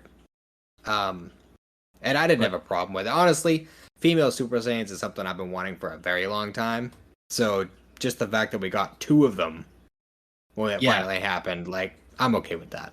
I just like the fact that we have different Saiyans showing up anyways, and they're all like significantly different. Yeah. But Um. I mean the only thing I just one last tangent before we get to Brawly. The only thing I really didn't like about them was the fact that they mastered Super Saiyan in 5 seconds. Yeah, the back tingles. Yeah, like like freaking like Kava got fucking the shit beat out of him for him to figure it out, and she figures it out in like 2 seconds. Like great. Yeah. Well, I mean, I feel like they were writing Caulifla to kind of be like a female Goku, Yeah, kind of. which is why he kind of like, in a way, becomes her mentor in the way that Vegeta is Cabba's. Yeah, I guess. I think it was more they were just kind of trying to rush through it though at the same time. And I gotta say, I'm still a little annoyed that we still haven't gotten the let's go to Planet Vegeta or whatever, Planet Salad in Universe 6 arc yet that they Yeah, teased all the way back in that tournament. yeah. I want to see Vegeta meet his people and actually like. Honestly, any more Vegeta Kava stuff is just great because they their dynamic is so good. For real. But anyways, so going to Brawly now. This film, I remember when it was announced, I was like, "Oh, they're making Brawly canon now. That's cool." Um, and I remember seeing the promotional shots. And I'm like, "Oh wow, they're going very different this time because he didn't have that weird like Egyptian look to him anymore." Yeah. Well, I mean, they Which, kind of gave that to the Gods of Destruction, so yeah. um, I also this movie was well known for finally adapting Dragon Ball. What's the story with Goku's parents? Dragon Ball Minus. Minus. Yep, it adapted that. Wasn't this the first animated appearance of Gine? Yes, this is the first time we even had a name for Goku's mother, or Yeah, even acknowledged that she existed, really. yeah, because it was like she was implied for like a long time, but never really. I mean, even Bardock, it wasn't super clear, other than like his like TV special. Yeah, well, I mean, that is the one case where Toriyama actually liked something so much in the anime that he did write Bardock into the manga. Yeah, But it I was love the literally fact just that like a panel. yeah, I love the fact that Bardock is Krillin. Mm. Um, Steady straight. yeah, it's just such a funny like their voice is so different, and it's like, oh, that's cute. He does a But good job with it. yeah, that entire arc, like opening to Brawly, was really entertaining. Like I like the whole the way they did that because I love the backstory stuff because we never got a whole lot of like the Planet Vegeta stuff in the original Yeah. series. Yeah, I really like the whole like three act structure they got going on with that movie. Like the most we got with Planet Vegeta back in the past was Goku's dad being a genius scientist or whatever it was. That classic dubism. Yeah, I love shit like that. But Yeah. yeah, it was cool to actually see the Saiyans and like you'd see their inevitable like when you see like they partner with the not I don't You know still what there? that was. Yeah, I'm still here. Um, yeah, but I was like, I was laughing because it was like you had that moment with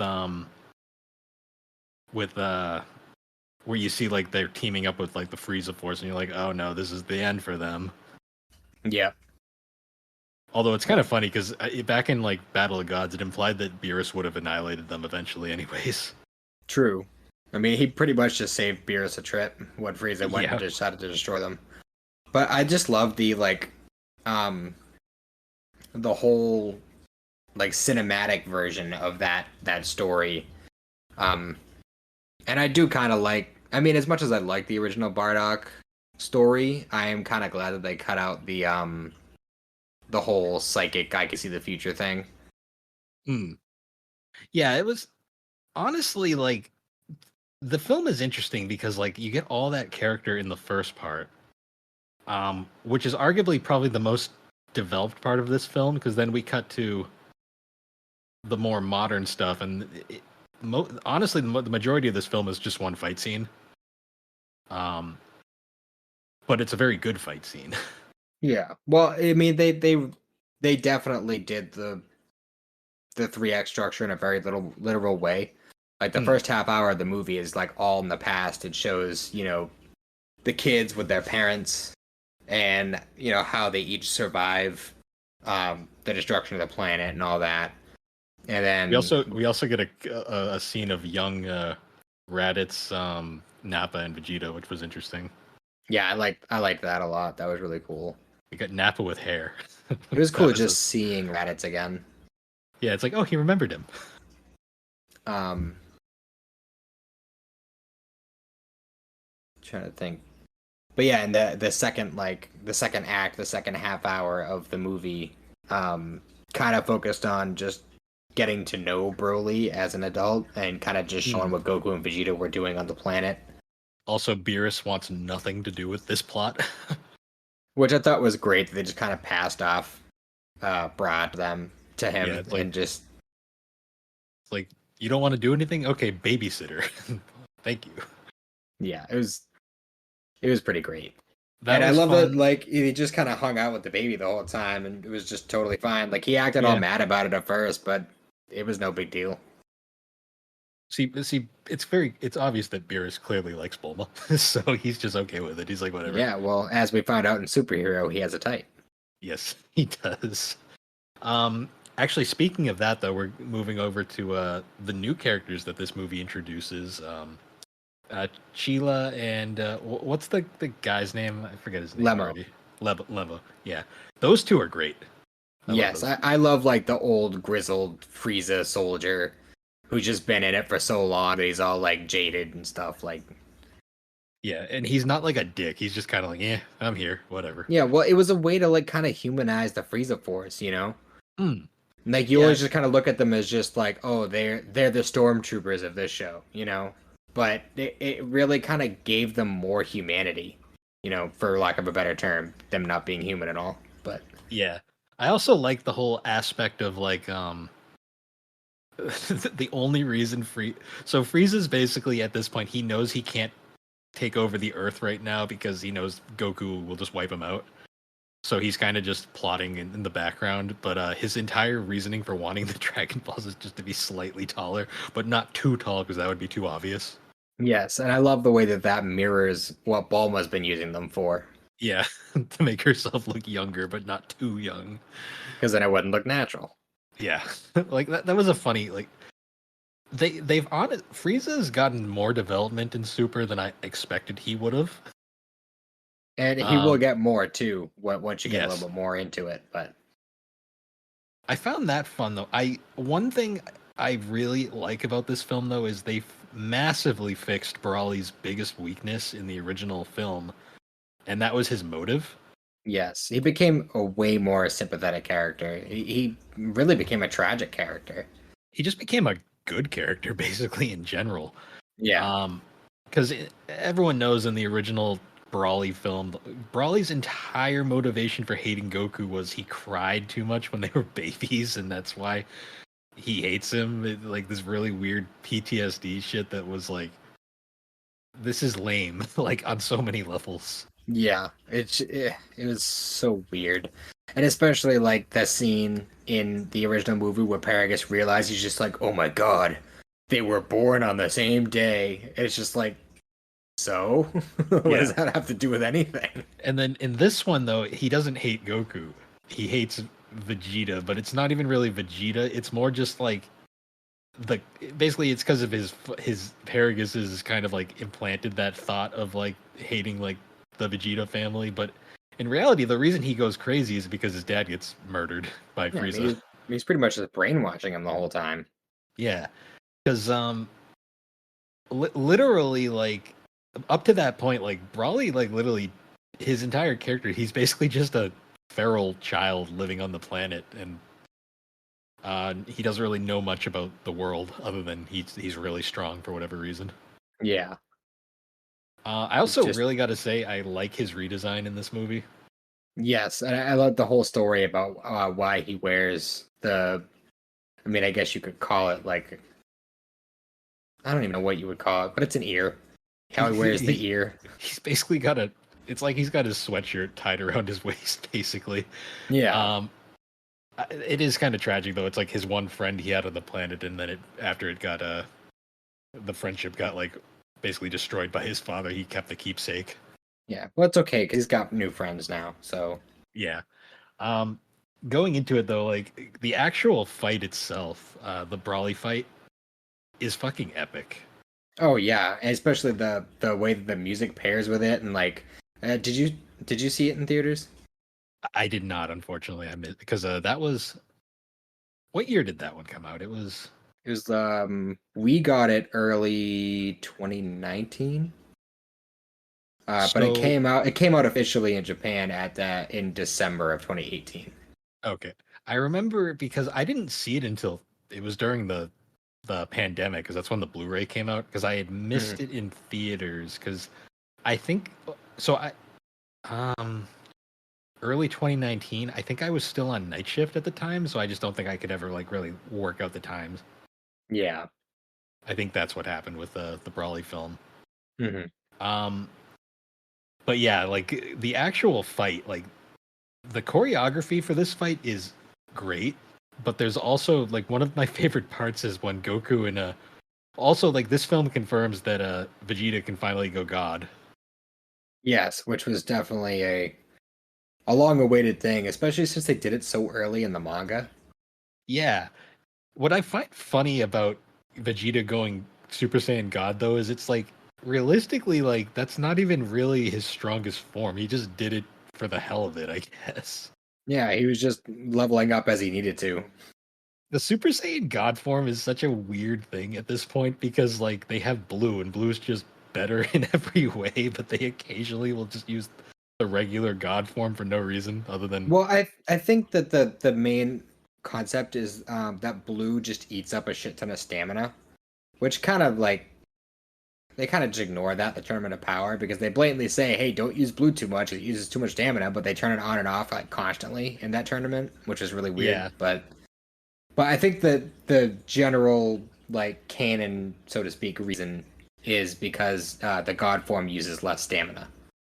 that's probably it. It just it was mostly for fan service though when he went God just because it was like, oh my god, he's pink. Yeah, so they could sell more action figures. Yep. um Also, we get the great scene of Goku and Vegeta learning to do the fusion dance. But what makes that scene great is the fact that Frieza's just getting the shit kicked out of him the entire time. For a full hour. Yeah, because they. So this was canonically the first appearance of Gogeta in the series. Yes, which was a 'Cause- big deal. Which I actually I gotta go on a little tangent right here. Go for it. Because when I was a child, when I was a wee lad, um, because like we didn't have like the full DVD sets or anything like that, like a lot of the times like my experience of the story was through the games. I played a shit ton of the games, especially on PlayStation 2. Yes, Um and going all the way back to Budokai 3. I don't know if you remember the opening animation to Budokai 3. it's been a while since I've seen it, but I remember it being pretty awesome.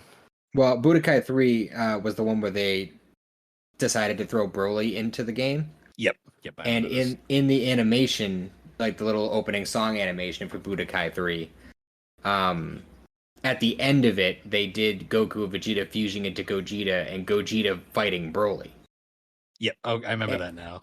and when I was a kid, I thought that was the coolest fucking thing ever. And at this point, I hadn't seen any of the Broly movies. Yep. So I thought that that actually happened in one of the Broly movies, which is why I went so hard trying to find all of them. And then you So saw them when and you were like, "What is this shit?" yeah, it's all get progressively worse as it goes on. But so when it actually was revealed that they were doing Gogeta versus Broly, I fanboyed out like a motherfucker. I did too, honestly, because like I've always just massively preferred Gogeta over Vegito. Vegito is just kind of meh to me. I'm not gonna lie. I mean, Um, I like the concept, and I like him in the Buu saga.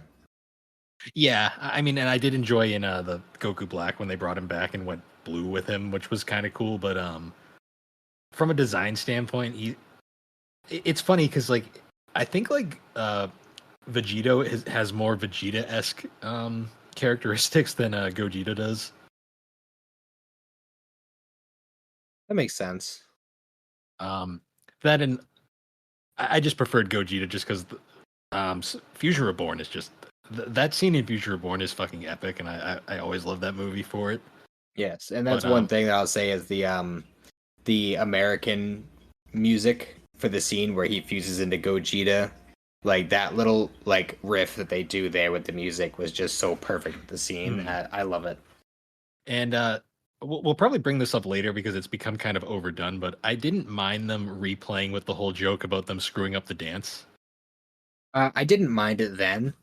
It's when they did it again with Gotenks in the next movie where it was like, Yeah. all right, come on, like, do we Also really need to do it again? also keep in mind they had made the joke in that OVA that we never got over here with Vegeta's brother. They had made that joke in that one as well. So Yep, and they did it in the original Fusion Reborn as well. yeah, although in that I gave it a pass in that because it was mostly explaining. Also because Vegeta was incredibly reluctant. Yeah, I mean, he's reluctant in Brawly too, but in the Brawly film, he's more understanding because it's kind of like he just has to do what he's got to do. yeah. He's so emo about it in Fusion Reborn. It's kind of funny. Yeah, I like that a lot. It's Hmm. I love the whole like and I love that at this point he's just kind of accepted the fact that sometimes they just have to do it. Yeah, but like him and their relationship is so different now than it was back in like Z era. Like, It's so comical, like the kind of relationship they have now. yeah. Um, I will say though, going into the actual the Gogeta versus Brawly fight, there is a scene during that fight that I'm convinced was ripped straight out of Dragon Ball Fighters. Oh yeah. Like, there's a scene where they do like the clash like kind of thing that happens during Fighters all the time, and I'm like, that Oh looked yeah, whenever a almost new fight starts. yeah, I'm like that looked almost straight up right out of that looked like it was ripped straight out of Fighters. But other than that, though, the fight is epic. Yeah, there's only a couple scenes where a couple of times they throw a little bit of CGI in there that I don't like. Yeah, I mean it was Like subtle enough that it wasn't a huge deal, but that Kamehameha Gallic gun that they did, uh, it just didn't look good to me. I didn't like that particular scene. yeah. Um, I will say though, like one thing so this is a movie that has grown on me more as I've watched it. I didn't really enjoy how the fight kind of just abruptly ended the first time I watched it, but it makes more sense the second time around where it's like Brawly was gonna literally just like fucking destroy everything if they didn't stop him. Yeah, and the only other alternative aside from wishing him off the planet was just to straight up murder him. Yeah, and I didn't want to because that was lame in the first the first Brawly movie to begin with that they left that ambiguous ending to it. Yeah. This made more sense because it's like you liked Brawly by the end of this movie, so it's like you didn't want to see him die. Yeah, exactly. And then like the follow up ending scene with Goku visiting them on Vampa and giving them all the supplies and stuff. Yeah, that was nice. Um, And I will say also, I was the only one in the theater when I went to see it too who like when they were leading up to that very last line, and I knew it was coming, and I knew it was coming. Is like because Broly didn't say Kakarot once throughout the entire movie, and then they're like, "Oh, what's your name?" Yeah. Like the whole theater is completely quiet, and you just hear me saying, "Don't you fucking do it." Yeah. He's call me Kakarot. God damn it. Yeah. Is that the first time Goku's referred to himself as that? I think so. I was trying to think about it because it's also like, um, we didn't mention it in Battle of Gods, but that Battle of Gods has also the one time Vegeta calls him Goku Oh yeah, that's right. during Well, the I the. think there was a couple filler times, at least in the dub.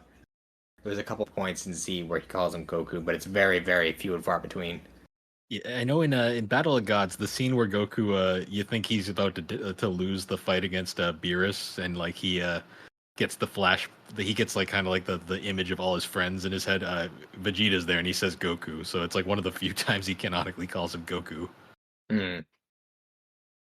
Actually, going back to that scene too, though, it's kind of heartwarming that like when Goku's like thinking of all the people he cares about, the first person he thinks of is Chi-Chi. Yeah, Like that's a nice touch that probably a lot of people didn't catch right away. true. But Um, Going back to the Brawly film though, another thing we should probably touch on. We're not going to get into the controversy around it, but this was the final performance of Vic Mignogna as Brawly, yes. which he did a really good job, especially because his voice as Brawly in the originals is irritating as shit. Yeah. Well, I mean, it's not like Broly had that many lines back then. No, he just screamed Kakarot a lot. Exactly. Well, I Uh, mean, you say what you want about Vikman, yeah, but the dude's got some fucking pipes. Yeah, I think the problem is like his voices tend to be either like he's got that really low kind of nasally voice, or he's got Ed. So Yeah, exactly. and his Brawly voice was just obnoxious. He did a really solid job with it for this one. Like it was more reserved, and I think that actually kind of helped. Yeah, well, I think the writing for the character itself gave credence to that as well, because he, I mean, this version of Broly was a lot more reserved, and I guess to an extent you could say pre-transformation, old Broly was reserved too, but in a different way. Yeah, you barely saw him though in that movie, Hmm. but this movie though, it's like everything about it was just like great. Honestly, I it was like a movie though. I was very satisfied when it was over, and I'm like, yeah, this is good. It was a solid movie experience, like beginning to end. I honestly like I said, there's a couple things that I mentioned that I disliked, but overall it was probably one of the most satisfying like movie events of Dragon Ball that I've Hmm. ever experienced. It Especially it seeing it in the theaters, because I gotta say, like, you felt the impact of every single one of those hits Oh yeah, when you're in the theater. honestly, like I wish I saw it because moving on, I did see the second Dragon Ball Super movie in theaters, and my God, what an experience that was. I bet. I I, Um, I I actually got my wife to come with me for that one, and we took my stepson, nice. because by that point, because when the Broly movie came out, neither of them were caught up. Yep. But by the time Superhero did, they'd both seen everything. So Yeah. No, that's awesome. But getting into superhero now, this movie. Do you remember when they first showed the trailer and how the entire fan base had a meltdown? yeah, it's just wasn't it just like the one little clip of Goku like pumping himself up pretty much.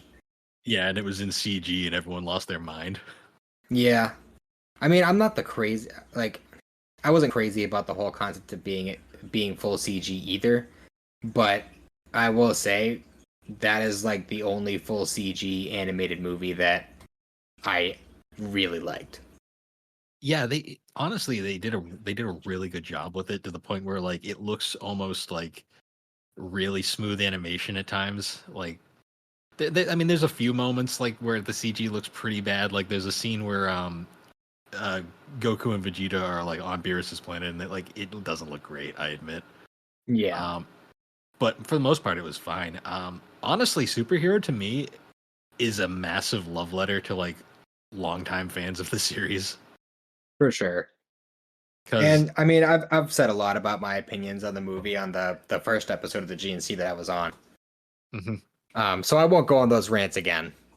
Yeah. So I mean, we'll probably cut it short mostly just because there is an entire episode of our thoughts that were honestly fresher than because that was right when the film basically came out. But yeah, talking about the superhero movie to me is like for years like people were basically like questioning why like Piccolo and Gohan haven't done anything in the series for years.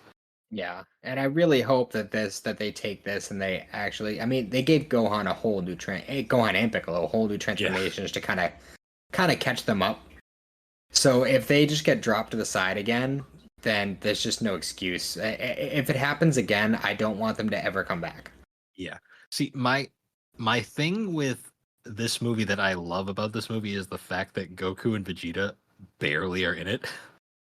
Which is something that needed to happen for a long time. I love too that the bait and switch of the cover like the promotional art had Goku like heavily featured and then it's like he's barely in the movie. I know. Like honestly the main character of this movie is Piccolo. Yes, and honestly, like he deserves it. Oh yeah, he is so I love the fact that he's basically like Pan's dad, like grandpa at this point. Pretty much. Like I've been calling him that for a long time, Grandpa. Ever since we had that one scene of him rocking Pan with his foot in their little bassinet. I said, "Oh, it's Grandpa Piccolo." What's funny is like Pan's got like three grandpas because like it's really weird that Goku is more of a grandpa to Pan than he ever was a father to Gohan. But Yeah. Goku's a weird character. But anyways, moving on. I love the whole like dynamic that they had with them because like Piccolo is like this is like the most he's I think ever done in like anything Dragon Ball related.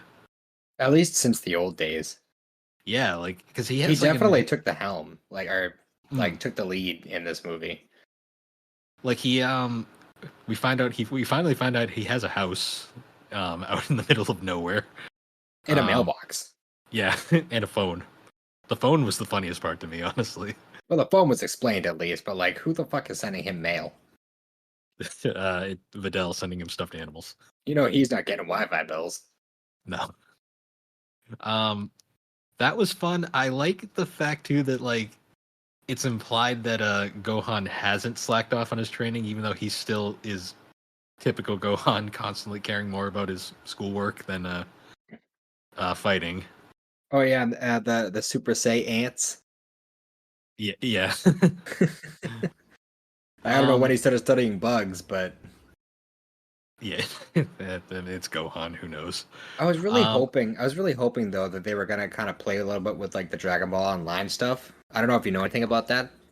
Um, but Toriyama wrote a bunch of lore for that Dragon Ball MMO that was made a while back, yeah, and part of it was that Goku had written a book about Ki and like how to harness it and how to use it, and that's why like in the future of that world, a lot of humans knew how to use it. okay. So like the whole Um, concept of him like bringing that to the public eye, I like that a lot, and I really hope they do something with that eventually. hmm.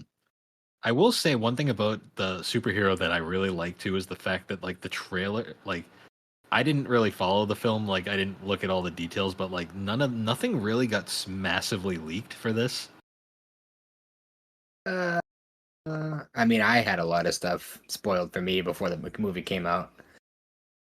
I knew like I didn't know about any of the big twists in this film, like particularly like the first really big one is the obviously Piccolo's super form. Yeah, the Orange Piccolo. Yeah, there was Orange Piccolo, and then there was Piccolo got his like power boost from Dende, which was interesting. Like, because that is actually was an interesting like thought. Like, why didn't they try that with everybody? Like, Yeah, well, the Dragon Ball, the rules with the Dragon Balls have been getting a lot more loose the more yeah, time goes on. um, yeah. The Orange Piccolo was a cool like thing because I was like, whoa, that's neat. Also the Red Ribbon Army coming back, I thought was really neat. Like, because that was completely forgotten about, other than like the androids briefly, but. And that wasn't even really the army coming back. That was just a handful. It was like one surviving member who happened to make all these androids and cyborgs. Yeah, like for this was for his personal revenge. mm, this was like straight up the organization like coming back fully, and also the leader Magenta is voiced by Mario, which is a great great joke. Yeah, I love that they've kind of been pulling a bunch of these other actors from these big name franchises. Well, it's weird because Charles Martinet is not even the voice of Mario anymore. Hmm. He retired from the role, and he's an ambassador for Nintendo now. No shit. Yeah. That's hilarious. Moving from that though, I think the biggest spoiler that like magic like somehow did not really get massively spoiled for a lot of people was Cell coming back. Yeah. Well, I mean, like I said in the previous episode we did on it, all these things I knew about, but that is just one of those things that happens when, you know, when your phone picks up on the fact that you like Dragon Ball a lot. Yeah. It just kind of throws shit at you. Yeah, I think that's true. I gotta say though, like the fight, like that fight towards the end of the film is one of the most insane fights I think in Dragon Ball history. Yeah, and I will say, at the very least, the special beam cannon was a surprise. Yeah, I did seeing not see go- that coming. that was crazy. Gohan's super form too is one of the most interesting parts of this. Because I give it credit because it's actually pretty different for the most part compared to some of the other super forms we've been getting recently. Yeah. Like it's called like isn't it like Gohan Beast mode or something? Yeah, it's Gohan Beast. Yeah. I'm not gonna lie, when I first saw it, I thought he went Ultra Instinct for a minute Yeah. because of the silver hair. It does look Um, similar. I think what they're doing with Gohan, because I think when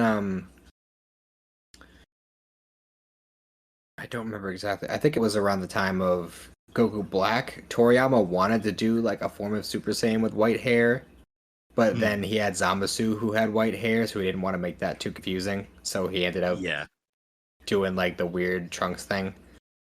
yeah. Um, and then I think he went ahead with the Ultra Instinct thing, and I don't know why he felt the need to do another one because Ultra Instinct is more silvery, and I think Beast is more white. Yeah, the thing with Beast is it's white. His eyes are like bright red, and it's like super spiked back. Yeah, and he's kind of bringing like Super Saiyan 2 giving Cell the beatdown kind of vibes.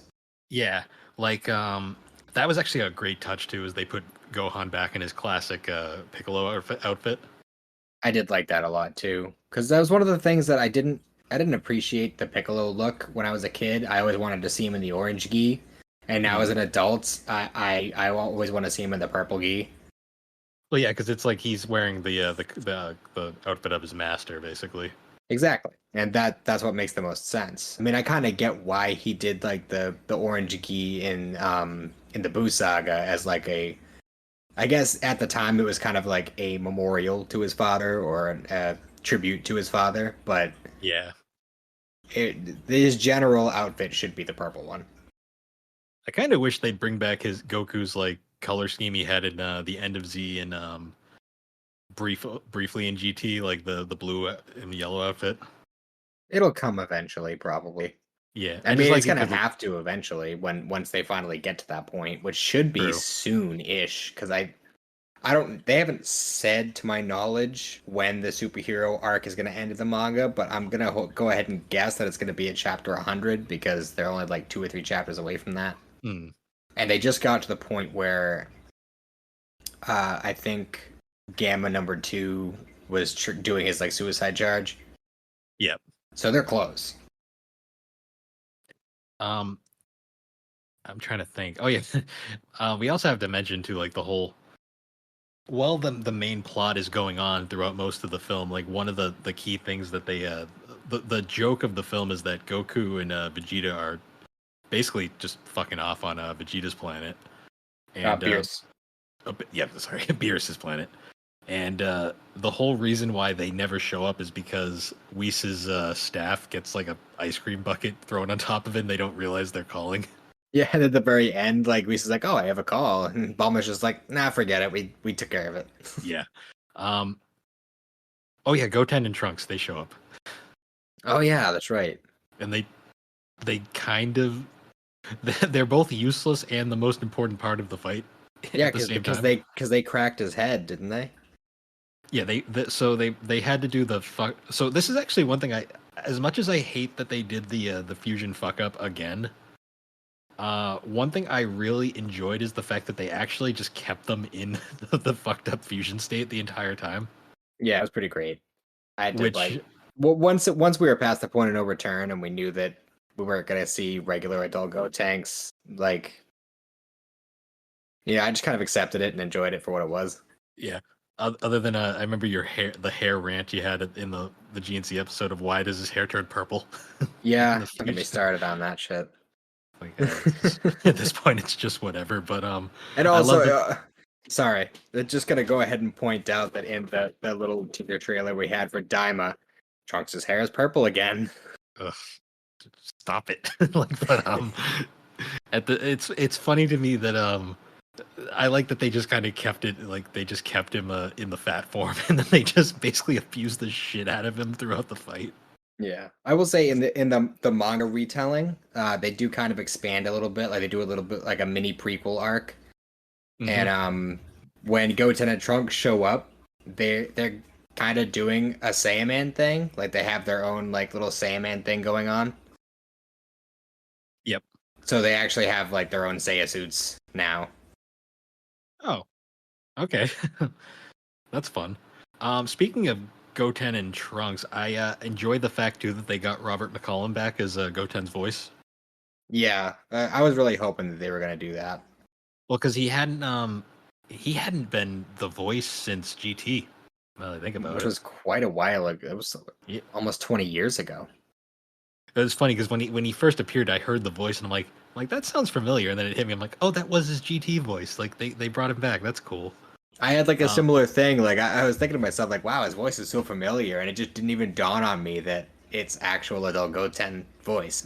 Like, well, it's funny when the credits were playing, I was like watching the credits just to see if Robert McCollum was in there, and he was, and I was like, yes. I'm like they brought him back.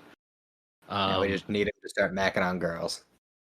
I hope they keep that character trait honestly for Goten in the future, just because Yeah, it's that's one of the only carryovers from GT that I want.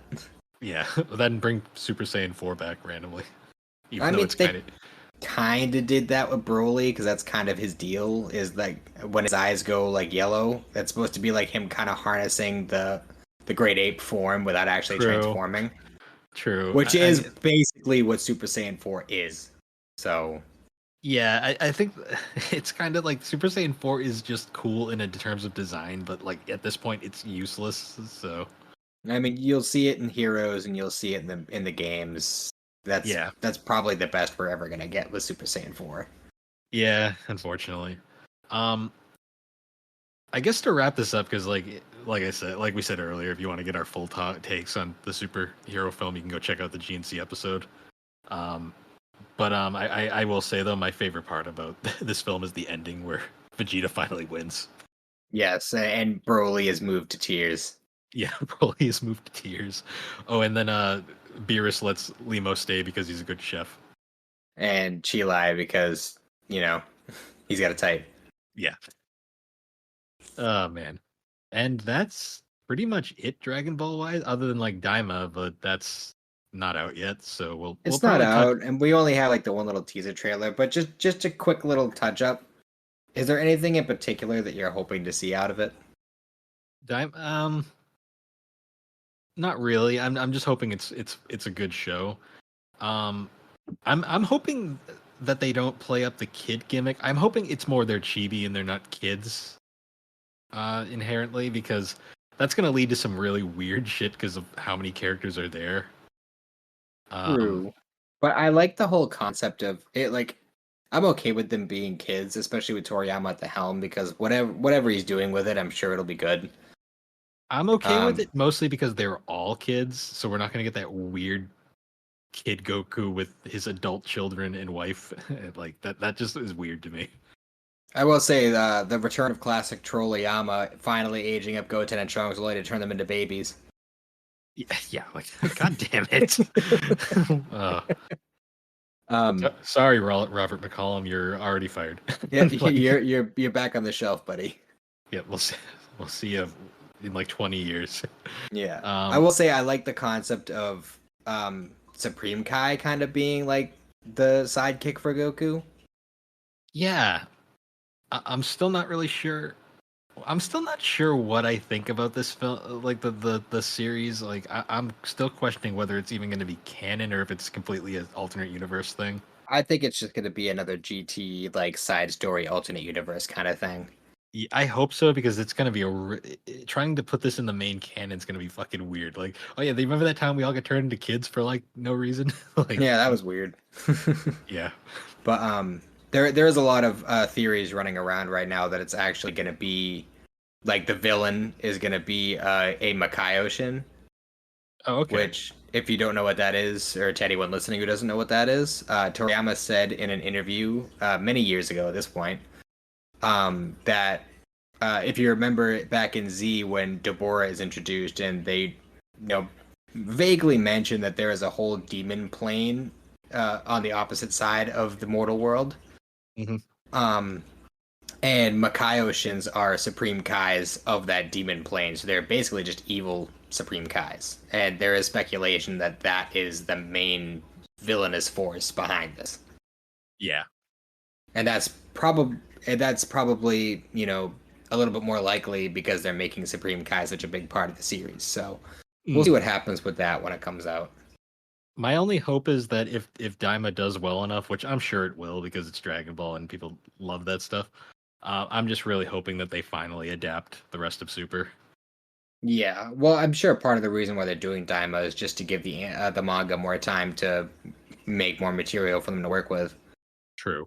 Because I think that was one of Super's biggest issues was the fact that the anime overtook the manga so quickly.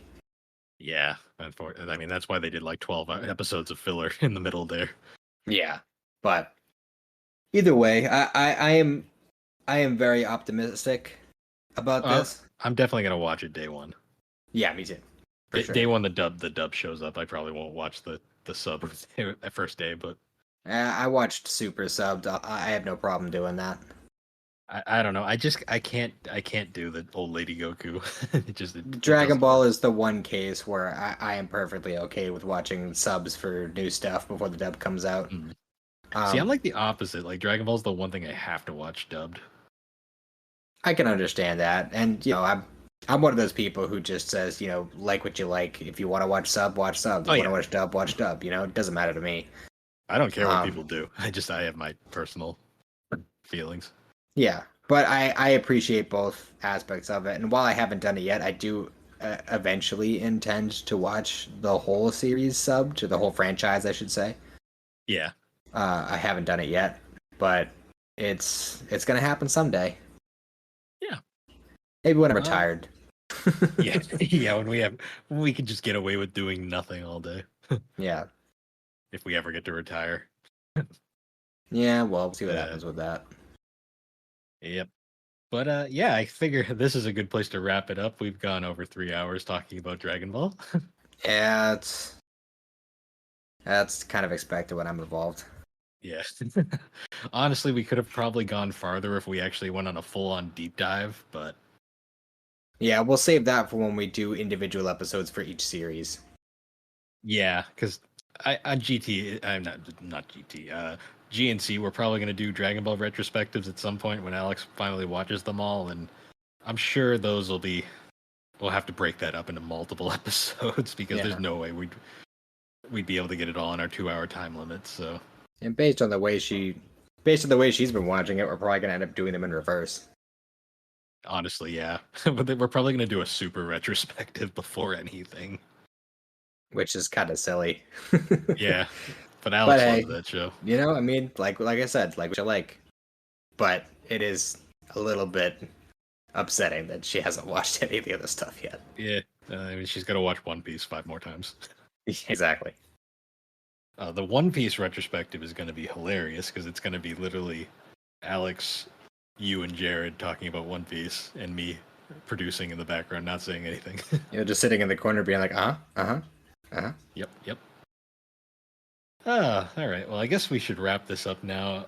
I don't know how to wrap these. We haven't figured out how we're going to wrap our episodes up. No, I get. but I mean, you got a pretty good